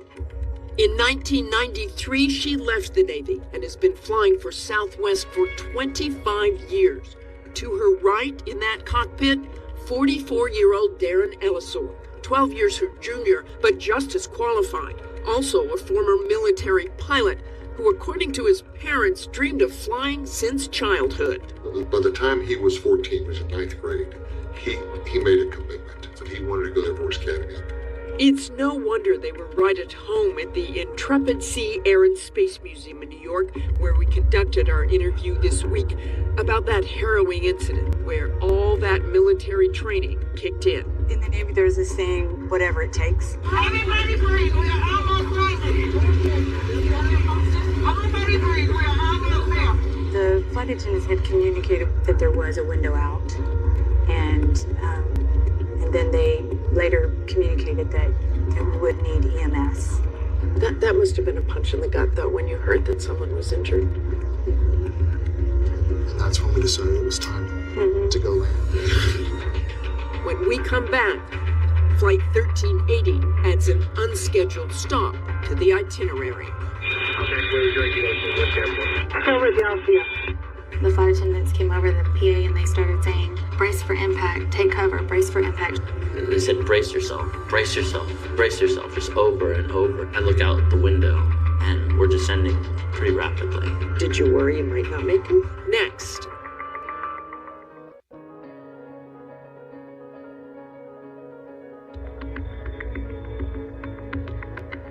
Captain Tammy Jo Schultz and First Officer Darren Ellisor have their hands full trying to get 144 passengers and 5 crew back on the ground safely. rushing wind from the breach in the main cabin has invaded the cockpit. How would you describe yourselves in the cockpit? I mean, it's this whooshing sound? Drive 80 miles an hour on the FLIR, roll all your windows down, and pretty loud. Of course, we're going faster than that. We had to use hand signals. A lot of pointing. A lot of pointing and nodding. The pilots put the plane into a dive, heading for lower altitude. When the oxygen masks drop, you descend quickly. Why is that? The air up at 32,000 feet has a lot less oxygen in it, so you can start to get hypoxia symptoms. You could pass out. On the ground, air traffic controller Corey Davids noticed something wasn't right. The aircraft was turning a little bit left off course. All I heard was static. My first thought was that maybe there was a struggle in the cockpit, kind of similar to the situation on 9/11. Southwest 1380 has an engine fire descending. Southwest 1380, are you descending right now? Yes, sir, we're single engine descending, have a fire number 1. She was just so calm. I mean, she really had nerves of steel. Okay, where would you like to go to? What's the airport? Give us a vector for your closest. Philadelphia. I don't know what it's like to be on a plane that ends up crashing where everyone on board dies, but it sure felt like that's how it begins. Tammy Jo come over the intercom and say that, we're going to be emergency landing in Philadelphia. I started crying pretty uncontrollably because this was the end. I didn't think we were going to make it. I was glad to hear that they had found a runway for us, but I wasn't believing that we were going to make it with everything going on. Is your airplane physically on fire? Schultz relays a message to a stunned air traffic controller. No, it's not on fire, but part of it's missing. They said there was a hole and someone went out. I'm sorry, you said there was a hole and somebody went out? As the 737 continues its rapid descent, air traffic clears the way, stopping all planes in and out of Philadelphia. Flight 1380 punches through the clouds, giving passengers their first glimmer of hope. I was kind of saying the Lord's Prayer and just saying, first it was, please, please, please let me see land. We were on a call, and I remember saying, I see land, sweetheart. I felt like we had a chance of this not having a horrific ending. I wasn't sure if we were going to land on a freeway somewhere, in some field. I had no clue. The flight attendants came over the PA and they started saying, brace for impact, take cover, brace for impact. She was just shouting over and over. Brace for impact, brace for impact. Coming in was terrifying. I knew we were going too fast. Meanwhile, Nurse Peggy Phillips and firefighter Andrew Needham never stopped trying to revive fellow passenger Jennifer Reardon. And Andrew's like, brace, brace. And then he's like pushed me kind of down to the floor, and he continued to do compressions even as we landed. The plane hits the runway at roughly 190 miles per hour, much faster than the typical 155. But those in the cabin don't seem to mind. Then we landed. Everyone cheered. Oh. That's when the magnitude of what happened really hit people. I picked my phone up. I said, sweetheart, we made it. I'm alive. I love you. It was one of the best landings I've ever had on an airplane, to be honest. All the training had paid off, but even on terra firma, Captain Schultz was a creature of habit, following the strict pilot protocol before leaving her jump seat. How you practice is how you play. Even like putting away our oxygen mask and things like that after the flight. Despite the fact that that airplane was pretty much trashed, you still put your oxygen mask in its place, correct? Absolutely. Paramedics rush Jennifer Reardon off the plane, and as passengers begin their exit, Captain Schultz emerges from the cockpit. I took a walk through just to have eye contact and speak to them. We wanted to know if they were okay. I was so in shock, I didn't really realize who she was. And I said, man, the guy that landed this thing is really awesome. He wanted to go shake the hands of the guys who landed the aircraft. She turned and she looked at me and she said, I landed this bird, So, yeah, cool lady. She just seemed so composed, this tall, attractive lady in this black leather jacket, and Somebody asked her, how did it fly? And she said, like a rock. She explained about the hydraulics, and I said, well, how did you land the plane? And she said, Pilates. But she put her hand, like, just very warmly on mine, and I said, you're a hero. And then there's a picture of you, an image, where you have your phone up to your ear. Who are you talking to? I was talking to my wife. She thought I was calling to talk about some other, family event going on. But then I said the words, Jen, I'm okay. But there's been an accident. Despite the heroic efforts, both in front and in back of the plane, no one could escape the pall of what had happened in row 14. It seems it's a complicated pride because you lost a passenger. Complicated grief, a complicated pride. Right. Regardless of us being safe, none of us were okay because one of us wasn't. I just kept thinking, like, if I was strong enough, if I had pulled her in, would she live? You did everything you possibly could have done. Everything. I'm still figuring that out. Still ahead, a husband's grief. You really thought of the kids, and now you tell your kids that their mom's gone. And lingering questions about what went wrong on Flight 1380.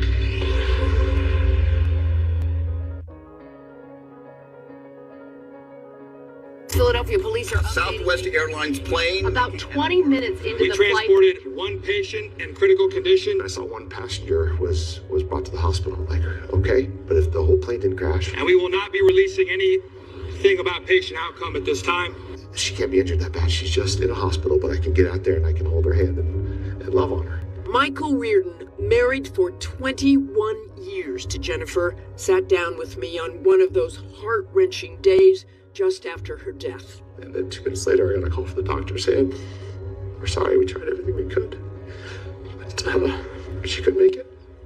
And I just immediately thought of the kids, and now you tell your kids that their mom's gone. He gathered his 10-year-old son and 12-year-old daughter at the most comforting place he knew, the church where he and Jennifer had celebrated their kids' baptisms and first communions. I just held their little hands, we took a knee, and I said, Mommy's not going to come home, guys. And I don't know what that means for the rest of our life yet, or tomorrow, but we're going to live the rest of our life with Mommy in our hearts, and in the way that she wanted us to be. Starting with this memorial service. Why is everybody so quiet? This is a celebration. You spoke at Jennifer's memorial service and saying you didn't want people to be quiet and somber. It was a celebration. But you already said that. Say it anyway. She's an amazing mom. We did the celebration of her life. It was the only time in the last week that I've had that I felt at peace. The love in the room, I just want to keep this going for a long time. It felt like she was just looking out over us with a checkbox saying, yes, that's what I would have wanted, check. Yes, that's what I want to check. Jen would be so proud of me right now that I'm up here because she always pushed me to be better and stronger and brighter. There was not a conversation I had with her, a text that was exchanged that didn't end with I love you. Kind, loving, caring, and sharing. Yeah. Those are her words. Those are her words that she lived by, that she spoke. There's no better way to explain Jennifer Reardon than kind, loving, caring, and sharing. She was so close to heaven that the angels recognized her and plucked her from the sky. Jennifer knew this world was a good place. I give thanks to Dave and always for the life and love of Jennifer Reardon. I love you. It was just the best hour and a half I've had, that I'll have probably for the rest of my life now. He said he would eventually welcome a chance to speak with the pilots, but not yet. We wanted to be respectful and let them have some time to mourn without us being public. So we haven't gotten to speak to him, but we do send them our condolences. Mike says it's too soon for him to concentrate on the investigation into what happened, but not for others. As you look back at what happened, do you have thoughts about the investigation? What they've found, what they haven't found? Are you tracking that? I've been tracking it. I have a lot of questions. I think it's incredibly important that they, figure out what caused it and just ways that they could work to avoid this situation, kind of moving forward. The aircraft began a rapid, uncommanded left roll. NTSB investigators have determined what went wrong: a broken fan blade. The fan blade, it's separated in two places. There are 24 fan blades on that engine used to suck in massive amounts of air to propel the plane forward. Cracks, invisible to the naked eye, had formed in two places on one of those blades, and when it broke, debris somehow blew apart the protective housing called the cowling, and a piece of that cowling crashed into the window. These blades are made of titanium. They are really strong. It's a really good engine, and these fan blades were supposed to last for 60,000 flights. Southwest and the engine manufacturer expressed condolences to all affected and said they're working together to quickly inspect all these engines in the Southwest fleet, a process that began after an eerily similar incident in 2016. These engines have been flying for 20 years on 737s. Generally, aviation is safer than it has ever been. As a condition of our interview, we agreed not to ask Tammy, Joe, and Darren about the NTSB investigation while it's still pending, but they did say they have no qualms about flying 737s. Given what you've been through, do you feel safe in that airplane? Yeah. Absolutely. Absolutely. No, you get in it right away and fly again. No problem. And you just see it as a accident that won't happen again, hopefully. It's definitely something we'll do until our kids take the key away from us. Still ahead, a hero's welcome at the White House. And Tammy, Joe, and Darren get some sage advice from another hero pilot.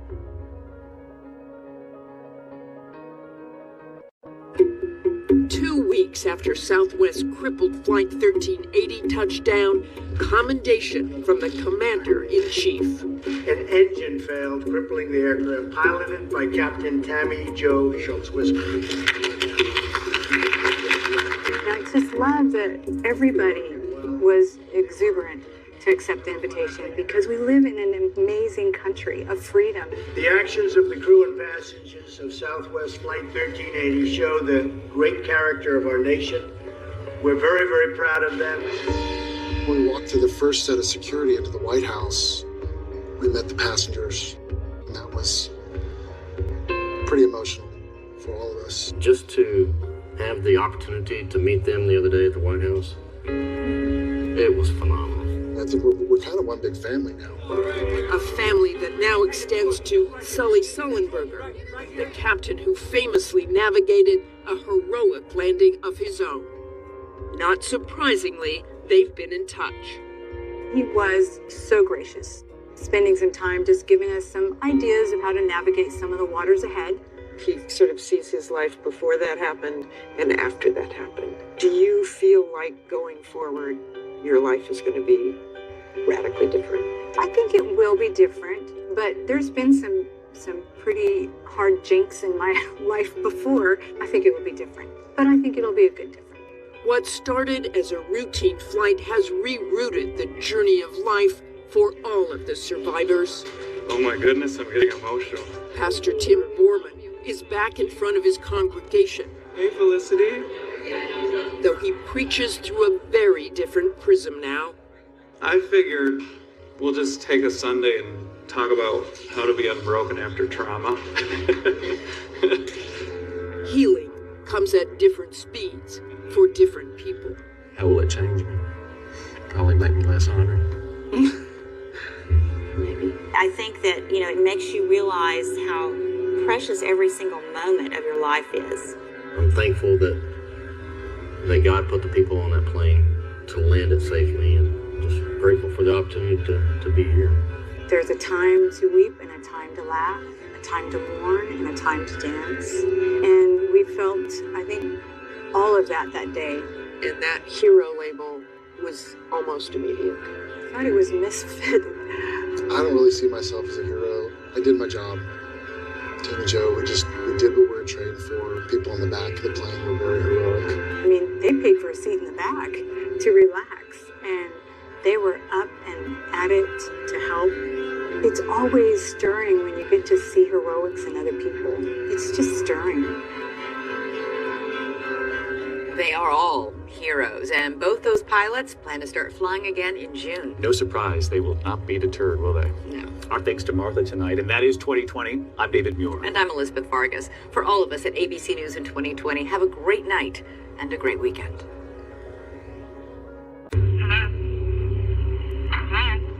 He told us with clenched teeth, "Shut up, or I'll kill you." Sorry, it's just, finding out what she went through. Tonight on 2020, the so-called Golden State Killer, a 40-year-old cold case, back in the news tonight. The police are saying lock up tight. This is my last moment alive. He wanted fear. He wanted to see fear in me. Hands tied, legs tied. He'd say, "Shut up, shut up, shut up." One of the most notorious and elusive serial killers in American history. He's a pro. Nobody even knows what he looks like. He was like a puff of smoke in the night. We have his DNA. We just need a name to go with his DNA. Tonight, we have one. I think they got him. Now we're taking you inside the epic manhunt. We have a master suspect name list of 8,000 names. Honing in on his M.O. He would balance plates on many of his victims. That was his thing, if he hears the plates rattle, he's gonna come back. And how they developed a profile from the bizarre details. What was he saying? Mommy, I don't want to do this anymore. Why am I doing this? I have talked to victims who said he called them in the 90s and said, "I'm coming back."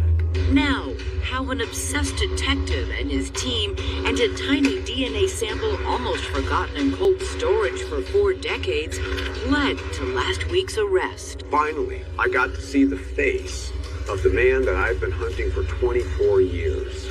And you won't believe the man authorities say is behind the mask. I'm Elizabeth Vargas. And I'm David Muir, and this is 2020. And ABC's Whit Johnson tonight reporting this hour. He's been on this story from the start. And he begins tonight with the words from an author who spent much of her life obsessed with this case.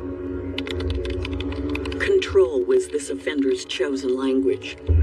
It was in the bindings, the Blitz attacks. He ruled in the houses he sneaked into. A static mask imposing horror. Tuesday, October 5th, 1976. It was about 6:30 in the morning. My husband had just left for work. My 3-year-old son hopped in bed with me for a snuggle. Within 1 to 2 minutes, I saw a flashlight shining down the hall, and I screamed out to my husband, "What have you forgotten?" Next thing I knew, I looked up, and there was a man shining this flashlight in my eyes with a ski mask on, holding a large butcher knife. He told us with clenched teeth, "Shut up, or I'll kill you." She would soon become victim number 5.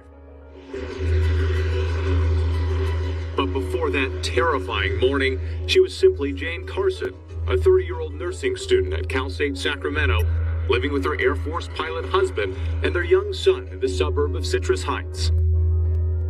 Life was very good back then. Just a normal routine. Getting up in the morning, taking my son to daycare. Then I would go to school, come home, fix dinner. That month's #1 song was Chicago's If You Leave Me Now. If you leave me now, you'll take away the biggest part of me. Rocky was due to hit theaters. A new president, Jimmy Carter, was on the cusp of election, and Sacramento was still an up-and-coming capital city with a small-town feel. It was a sleepy town, friendly, safe. People didn't lock their doors. You could park your car in the driveway and you could leave it unlocked. You could leave the keys in it. And you didn't worry about your safety. That was until 1976. For Jane, her once secure home would soon become her prison. The next thing is he gags us, blindfolds us, he ties us up with shoelaces. He started ripping sheets or towels, I'm not sure. But it was very methodical and it was very slow. That tearing sound, he's doing that purposefully because he knows the victims can hear that. He wanted to inflict absolute fear and suffering in these victims. And that was his primary goal. his next move was to move my son. But this is where the fear really took place. My heart was pounding through my chest, and I just prayed, dear Lord, please, please let my son be safe. And he came around and he untied my ankles. I wasn't paying attention to the rape. I was paying attention to what had he done with my son. After the assault, her son is put back in bed with her. I could feel his body, and then I was relieved. And then he said, "Don't move, or I'll come back and kill you." Then he goes into the kitchen, and he starts rattling pots and pans. It's like he's cooking something. And I went, wow, this is really off the wall. This is really weird, strange. When her attacker finally leaves, the sun is rising. Jane and her little boy still bound in bed. Then she breaks free. And when I got my blindfold down, would you believe that my 3-year-old was asleep? That was God's protection for that child. Carol Daly, a detective with the Sacramento Sheriff's Department, was one of the first on scene. By the time our patrol officer got in the area and started looking for him, he was nowhere around. Nowhere close. No. There had been 4 similar attacks in Sacramento in recent months. At what point did you realize you had a serial rapist on your hands? With Jane Carson, when we looked back and realized she was number 5 of similar rapes. In each case, the same meticulous, petrifying M.O. He always had a mask on. He always had gloves on. Sometimes he would break into the house the night before. Part of that is probably to figure out the layout of the house. He would be in there anywhere from 1 to 3 hours in the assault. They could hear him going into the kitchen.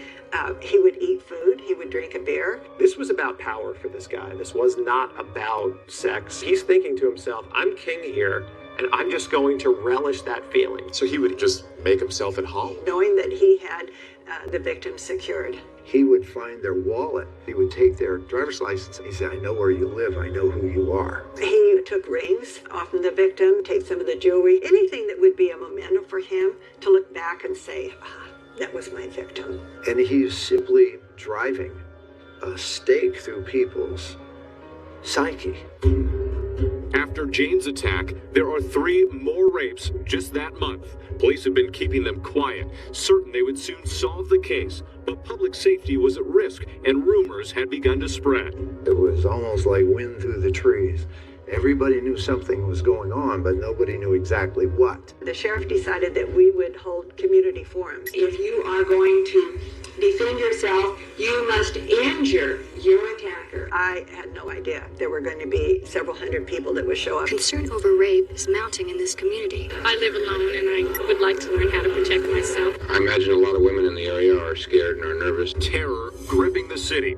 Residents desperate to protect themselves from a madman, now dubbed the East Area Rapist. People in these quiet East Bay suburbs have wondered and worried.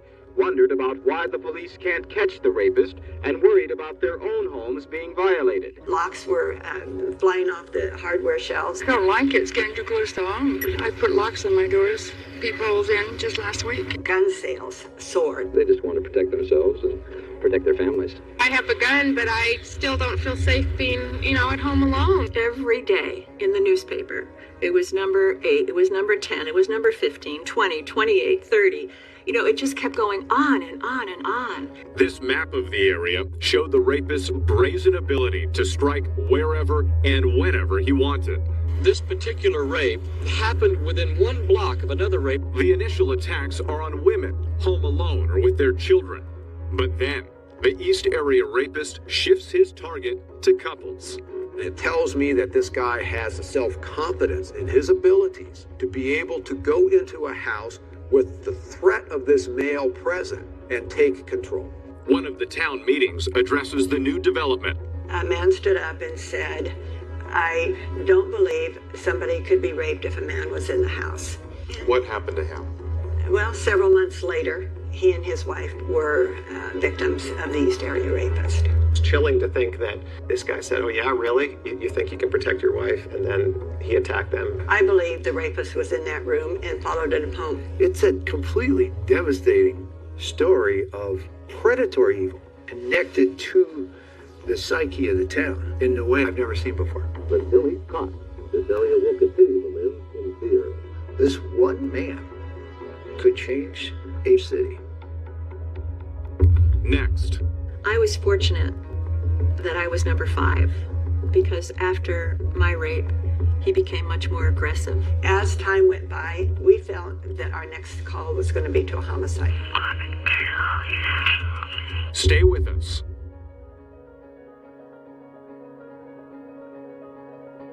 The majority of violent fantasizers never act. What makes the ones who do cross over? The daydreamer steps out of his trance and into a stranger's house.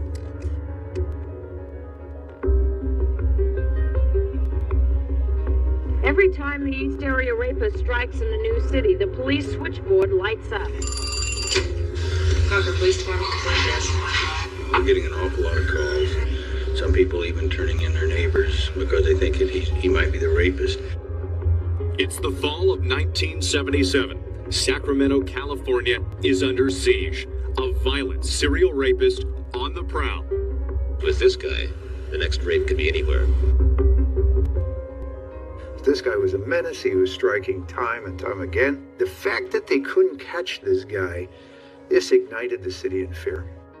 A lot of people are buying guns. The cops say that's a bad idea, noting the weapons are a bigger danger than the rapists. This spunky 13-year-old named Margaret Wardlow couldn't get enough of those headlines. It was really piqued my interest. Like, what was making this guy tick? Why was he doing this? Anything that she could read or hear about on TV of the East Area rapist, she was just intrigued by it. Thursday, November 10th. It's a school night. Margaret goes to bed early. I was awoken about 2:30 in the morning with a flashlight in my face. And I knew at that moment, this is the East Area rapist, most likely. Margaret's mother tied up in the next room, the rapist stacking plates on her back. He did that with so many of the victims when there was more than one person in the house. Why would he stack the plates? So if he heard anybody moving, he was right back and told them, don't move, I'm going to kill you, I'll kill you. Like an alarm system? Yes, like an alarm system. The whole time he'd been threatening me, he'd been saying, do you want to die? And I answered him very clearly, saying, I don't care. He said, I'm going to kill you, and you told the serial rapist, I don't care. I knew by telling him this, he most likely would leave sooner than later. He wasn't getting what he wanted. He wanted fear. He wanted to see fear in me. Margaret was probably the strongest young victim I have ever talked to. She was victim number 27, but the attacks continued to escalate, now spreading to neighboring cities. He moved on to Stockton, Modesto, and Davis. He surfaced in Concord and San Ramon. Then 2 nights ago, he hit Fremont. The East Area rapist taunting his victims even further with chilling phone calls.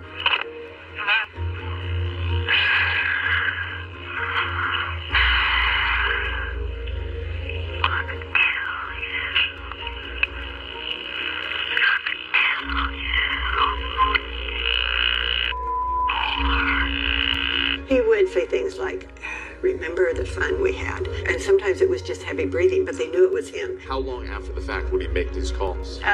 Sometimes it was within a week, and sometimes it was years later. So it's as if as soon as a victim started to get comfortable, he would circle back and try to prolong the fear and suffering. He did everything he could to make sure that he tormented them for the rest of their life. The infamous masked man made his 44th attack. Our biggest problems are in being able to clearly identify a suspect. What did he look like, as far as what the victims were saying? 5'10", 180. We thought he had lighter brown hair. Eye color was sometimes dark, sometimes light.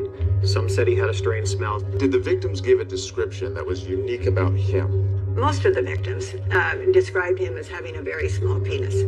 Detective Carol Daly says they thoroughly checked out all leads. There was not a stone left unturned in trying to identify this rapist, and we didn't have any luck there. Authorities canvassed neighborhoods, surveilling at all hours. They even brought out canines. All those resources, and yet you still couldn't catch him. No, we didn't catch him. There were few physical clues left behind. but a blood sample showed the East Area rapist had a rare genetic condition that would eliminate 85% of the population. They would bring a cloth out of a little kid, and you would chew it so they would get your saliva. We went to UPS briefings, and delivery people just volunteered, officers, because at one time everybody thought it could be a cop. Was there a point in time when there were clues that maybe he was former law enforcement or military? In attack number 3, they're confronted with this man. He's got a mask on, he's got a t-shirt on, and he's got a gun in one hand and a padded baton in another hand. And he says, "Freeze or I'll shoot." When you look at his tactics, he definitely had an understanding of how law enforcement would respond to this type of attack. He understood how law enforcement would investigate that. Well, he was definitely good at getting away with it. He was very good at getting away with it. And there is something else striking the East Area rapist reportedly said during one of his assaults. A name. He is sobbing and saying, "I hate you, Bonnie. I hate you, Bonnie," over and over. What was the significance of that? That he had some significant female in his life named Bonnie, and he had some anger against what Bonnie had done to him. And he's taking that anger out on this victim that he's raping. The only thing we really know about the East Area rapist is that he's a pro. He's been at this for 4 years now, and still, nobody even knows what he looks like. We felt that our next call was going to be to a homicide. We really felt he was ready to kill. Suddenly, the spree of sex assaults stopped abruptly in 1979 with no rhyme or reason. What investigators didn't know was their biggest fear had come true. The rapist re-emerging in Southern California, now a killer. It can happen to you, and it apparently can happen without reason or motive. 10 murders in succession, earning him the nickname Original Night Stalker. Among the victims, prominent attorney Lyman Smith and his wife Charlene. Daughter Jennifer was just 18 at the time. He was bigger than life. He loved to laugh. Charlene was vivacious, musical, loved to cook. She had a flair for style. They had been bludgeoned in the head with a log that had been collected from a wood pile outside the house. It was horrible to think you're blindfolded, your hands are bound, they're behind your back. Charlene's body was processed for sexual assault evidence, and semen was found. Police preserved that semen sample from Charlene Smith's rape kit. It would take 17 years to match the killer's DNA to the DNA collected at 3 other murder scenes.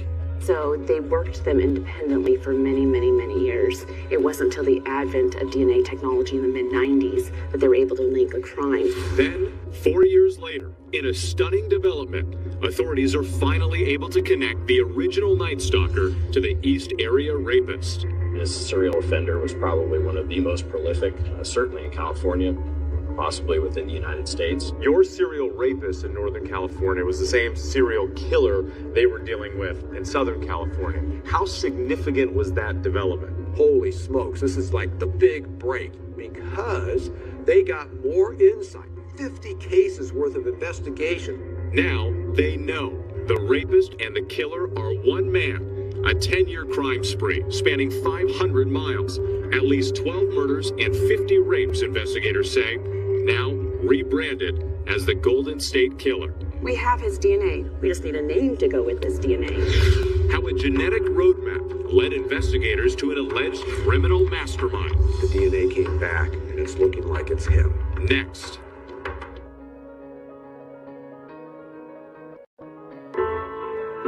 "2020 continues with To Catch a Killer."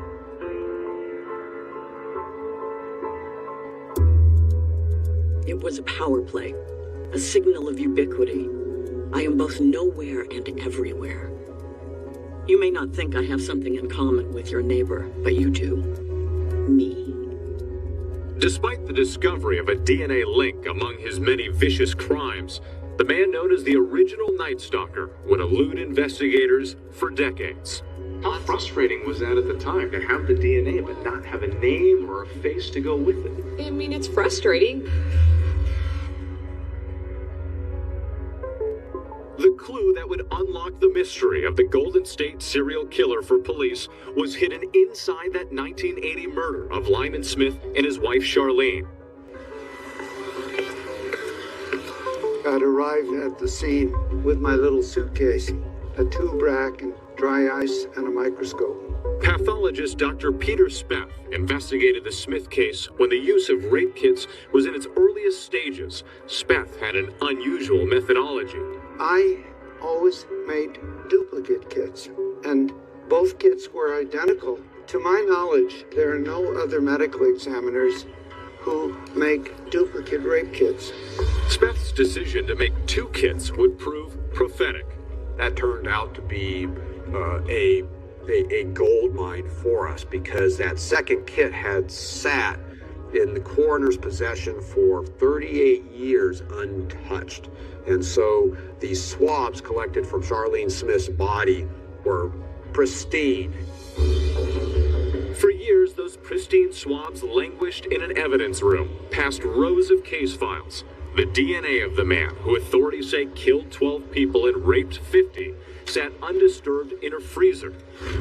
For almost 4 decades, police were sitting on a genetic fingerprint, waiting for the science to catch up. Little did they know that years later, a brave new world of genetic genealogy would begin to flourish.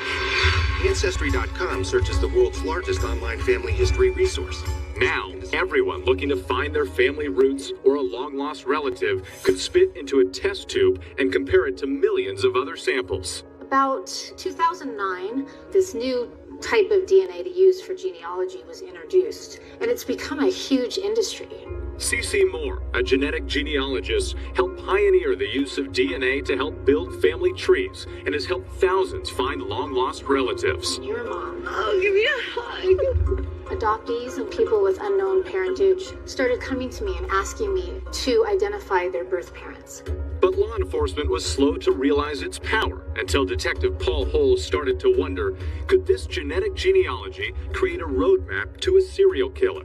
I started watching these PhDs, these genetic genealogists, explain the technology. And I was like, that looks interesting.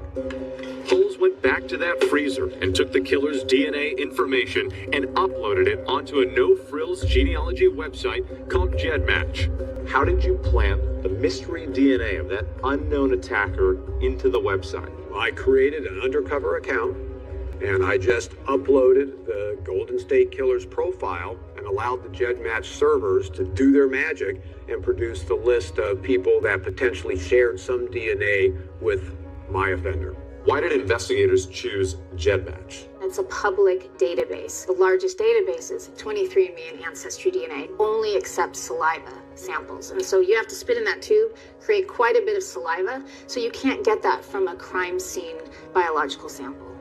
And remember, investigators had that DNA from a 1980 crime scene rape kit to work with.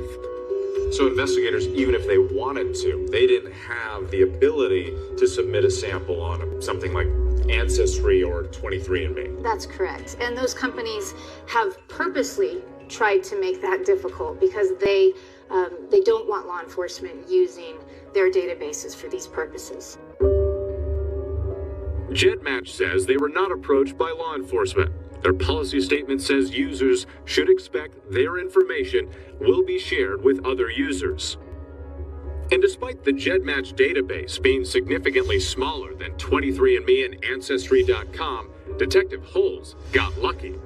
I got a list of individuals that shared DNA with the offender on the order roughly of third cousins to fourth cousins.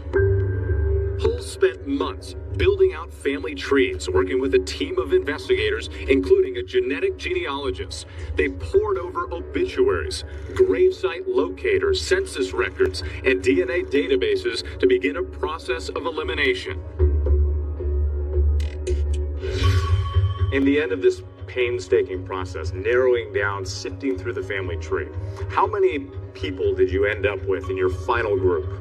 We start looking at his geographic profile and seeing that he has a Sacramento area connection and a Southern California area connection. We're evaluating these people that were of the right age, They were of the right physical size that we knew our offender to be, somebody who's roughly 5'8", 5'10", 160, 80 pounds. We had settled on roughly 5. How do you narrow in on Joseph DeAngelo? We started focusing on Joe DeAngelo because he looked better than the remainder. But still, at that point, he wasn't a prime suspect, was he? No, in fact, he was just somebody who rose to the level, as many people have. It wasn't anybody thinking, this is the guy. To narrow the focus, police knew they needed to get fresh DNA from DeAngelo to match against that 1980 sample. How did they get the DNA from him? By a surveillance team that watched him for days. And when he went to a public location, he discarded some of his DNA at that public location that was then collected. Learning new details about the arrest of the suspected Golden State Killer case. with help from genealogy websites. Years and years later, a genealogy site? Paul Holes retired in March after nearly 3 decades chasing the killer, but was so driven he was still actively working the case. Where were you when you got the news? I was outside a restaurant in Colorado. I received a call from the Sacramento DA's office, and they told me, don't say a word, but the DNA came back, and it's looking like it's him. When we come back, how did the man accused of being one of the most notorious criminals in American history blend into his neighborhood, his workplace, for over 40 years? He's been right here the whole time, under all of our noses, living his life.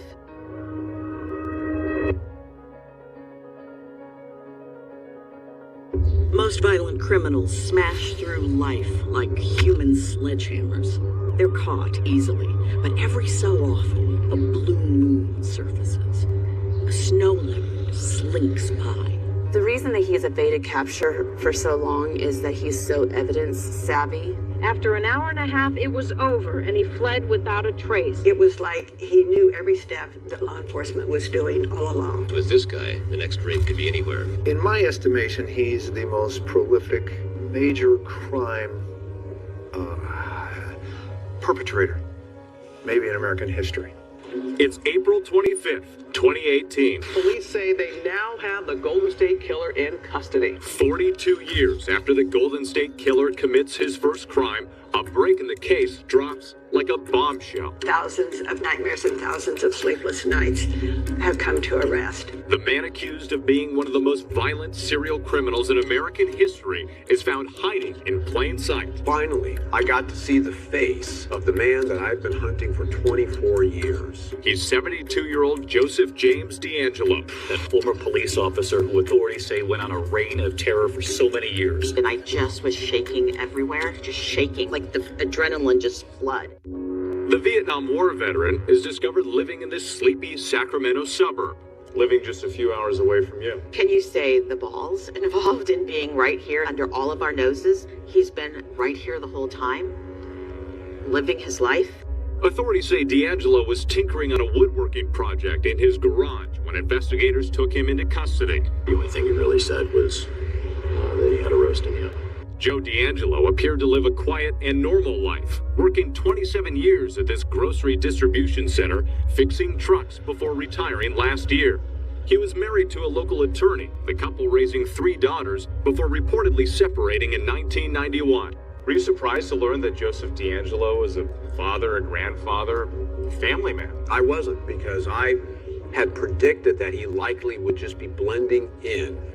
It was a different story for some of his neighbors, who say the man who kept a meticulous front lawn also had an explosive temper. He would go into a yelling tirade, not sure who he was yelling at, a lot of 4-letter curse words. He'd accuse us kids here of spying on him in the backyard.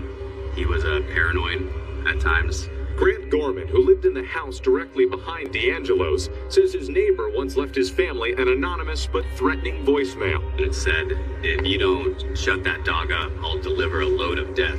Perhaps the most alarming of revelations, that DeAngelo at one point had actually been a police officer. In 1973, he was working in Exeter, California. I don't think anybody really got to know the guy. Farrell Ward says he worked patrol with DeAngelo for 3 years. and I told him he was overeducated. So why would he want to stay in Exeter? He should be an FBI. It was while he was a police officer, authorities allege, D'Angelo's reign of terror begins. Now that we've identified D'Angelo, and he was a law enforcement officer, then it's like, well, sure. He's been through the academy. He's been working on the force. He understands all that, and he's using that to his advantage to commit these attacks.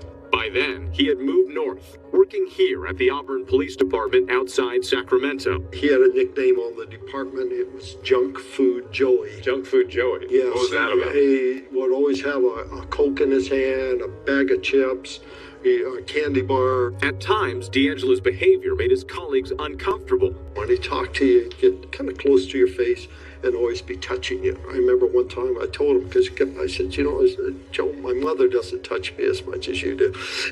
How did he respond to that? He got his feelings hurt. Nick Willick fired D'Angelo in 1979 for stealing dog repellent and a hammer from a local hardware store, saying D'Angelo later filed a lawsuit against the department. The investigator told me that Joseph had gone to my house one night to kill me. And said that he walked around the house looking in the windows, but couldn't find my bedroom. And when you heard that, you thought, what? I just never saw him as a person who could, kill somebody. But Willick says looking back, he now remembers something else. A short time after he had been fired, I woke up one morning and my daughter said, Dad, last night there was someone looking in my bedroom window with a flashlight. Did you think that could have been Joseph D'Angelo outside your home? No, I did not. I did not. There is one more chilling detail that helped investigators target their suspect. Remember that mysterious name, Bonnie? The name one woman told authorities her rapist cried out. Could that hold the clue to the Golden State Killer's rage? You thought this guy had a grudge. He had a grudge. And we didn't know, was Bonnie his mom, a wife, ex-wife, girlfriends? We just knew that there was a Bonnie in his life. Tell me how Bonnie's name later on helped you zero in on Joseph D'Angelo. When we're looking at Joe D'Angelo, we run across a newspaper article of an engagement to a Bonnie back in 1970. So now we have a guy that has a Bonnie in his life, and we couldn't find any indication that they ever got married. Now, after linking the Golden State Killer to 12 murders and 50 rapes, could there be more surprises for investigators? It's possible there's attacks out there that we haven't linked to him. When 2020 continues.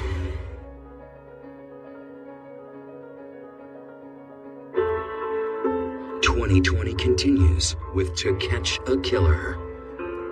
He's been called the East Side Rapist, the original Night Stalker, and the Golden State Killer. Today, it's our pleasure to call him Defendant. It was the first of likely many appearances before a judge last week as Joseph D'Angelo was rolled into a Sacramento courtroom. In custody, D'Angelo. The 72-year-old appeared sullen and feeble, barely enough energy to respond to Judge Michael Sweet. Is Joseph James D'Angelo your true and correct legal name? I'm sorry? Yes. Cuffing him to the wheelchair seemed almost pointless, his eyes barely able to stay open as the charges were read. I think that he was either tranquilized or it's all an act. I don't believe it at all. Completely fake. Thought it was a big show. Yep. This is a physically capable 72-year-old man. For him to be in that wheelchair, based on what was seen in the week prior, he's faking it. The week before he's arrested, he was seen riding a motorcycle? Yes. He's the ultimate tactician. And now he is employing a strategy to get sympathy. I'm a frail old man. So far, D'Angelo's been hit with 8 murder charges spread over 3 counties. On this day, 2 counts for the 1978 double homicide of Katie and Brian Majori. No bail and a public defender. Couldn't speak. She had to lean in and touch him to hear his words. When you hear his neighbors, he could be heard shouting in anger. Come on, dude. Let's make it a fair fight. Let's go. Stand up. Frail or not, D'Angelo will likely avoid prosecution on the 50 rapes he's suspected of. He raped a 29-year-old housewife. There was a knife used, and he was wearing a mask or hood of some sort. The statute of limitations has long since expired. But there's no statute of limitation on murder. It took him 40 years, but they found him. And now he's gonna pay. If convicted, he could face the death penalty. But for now, there are unanswered questions about D'Angelo's alleged reign of terror. First, could it have been even worse than authorities suspect? And I was wondering, what else had he done? Who knows? He might have gone to summer camp somewhere. He might have, gone on vacation somewhere. Still, there's much speculation about one big question. Why did the Golden State Killer finally end his years-long crime spree? What do you think happened? In 1981, he ends up going in to kill Gregory Sanchez and Sherry Domingo. He gets in a physical fight with 6'3" Gregory Sanchez. And I think that physical altercation with Sanchez scared him. We don't have an attack for 5 years. But then he runs across beautiful 19-year-old Janelle Cruz and can't help himself and kills her. But at this point, he's an aging offender. His testosterone might have gotten lower. He might have gotten heavier. He wasn't able to jump around the way he was doing before. I always felt he quit because he lost the ability, maybe to control, maybe to be as agile and as quick as he used to. So he just retired from the killing business? I think it's possible, but it's also possible there's attacks out there that we haven't linked to him. Even if the killer finally gave up on rape and murder, criminal profilers Mary Ellen O'Toole and ABC News consultant Brad Garrett say it's possible the killer didn't stop in 1986. He just moved on to different crimes or changed his MO. If you're psychopathic, you're psychopathic, and you're going to take that to your grave. It is just unbelievable to me that he stopped cold turkey in 1986 because those urges don't go away. Perhaps the biggest unknown, is it even possible to know what triggered the killer's rampage?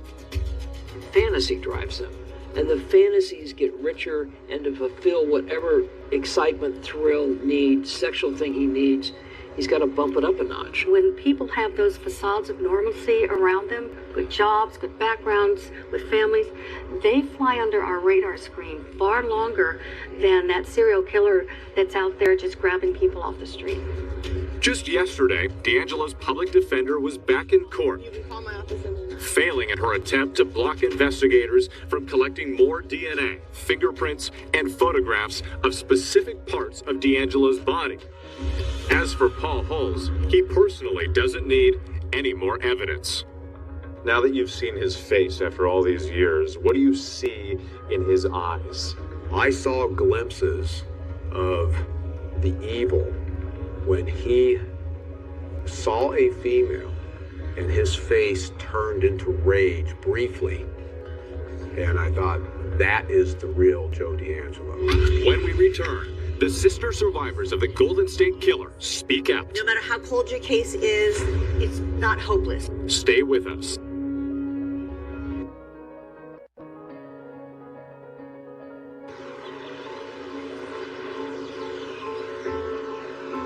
Unsolved murders became an obsession. I need to see his face. He loses power when we know his face. Michelle McNamara's book ends with a hope that one day a killer would be unmasked. She would have been thrilled. She would have been looking through her files, which is what every investigator is doing now that has been involved with this.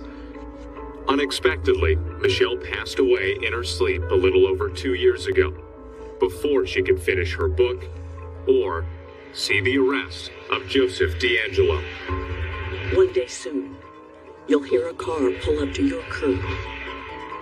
You'll hear footsteps coming up your front walk. This is how it ends for you. Open the door. Show us your face. Walk into the light. It's been 42 years. I carried a backpack of feelings of revenge, of hate, of shame for a long time.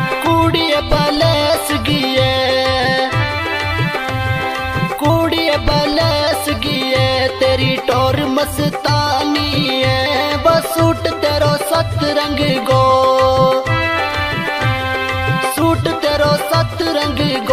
तेरी चढ़ती जुबानी है वो suit तेरो सतरंग गो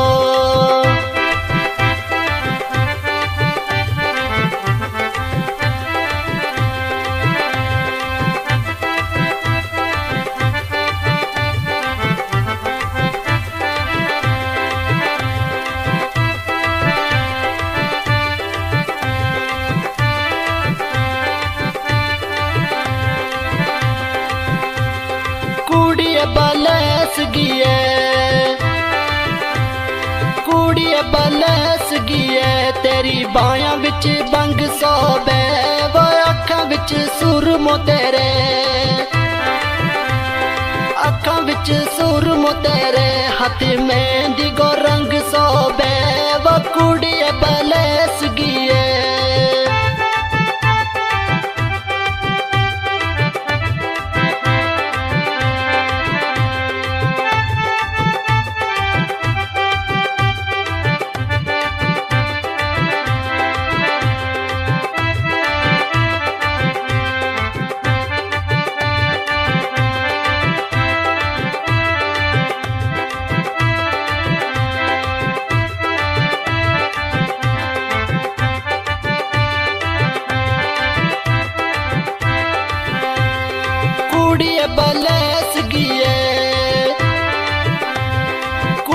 बलस गिए तेरा गल विच door Soni लौंग तेरो दूर चमके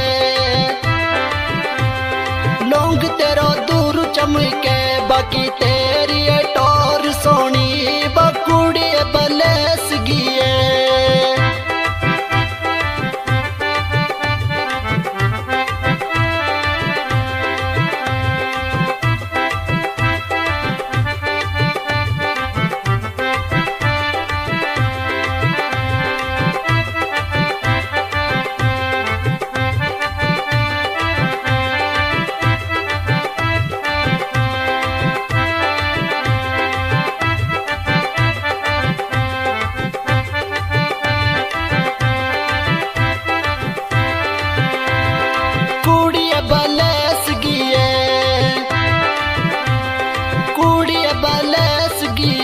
तेरी बोली गो कहनो वो बोल तेरा सुन सुनेंगे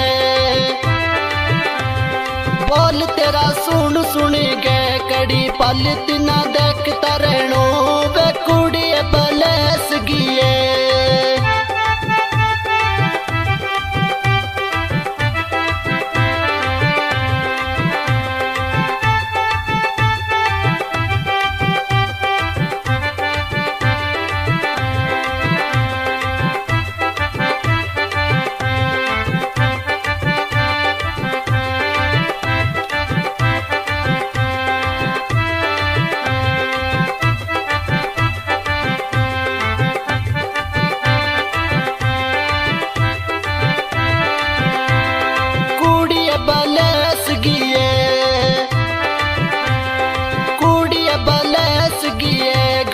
तेरी का जामी वो चोरी चोरी मिलना जल चोरी चोरी मिलना जल मत सामने आ जावे वो कुड़ी बलस गिए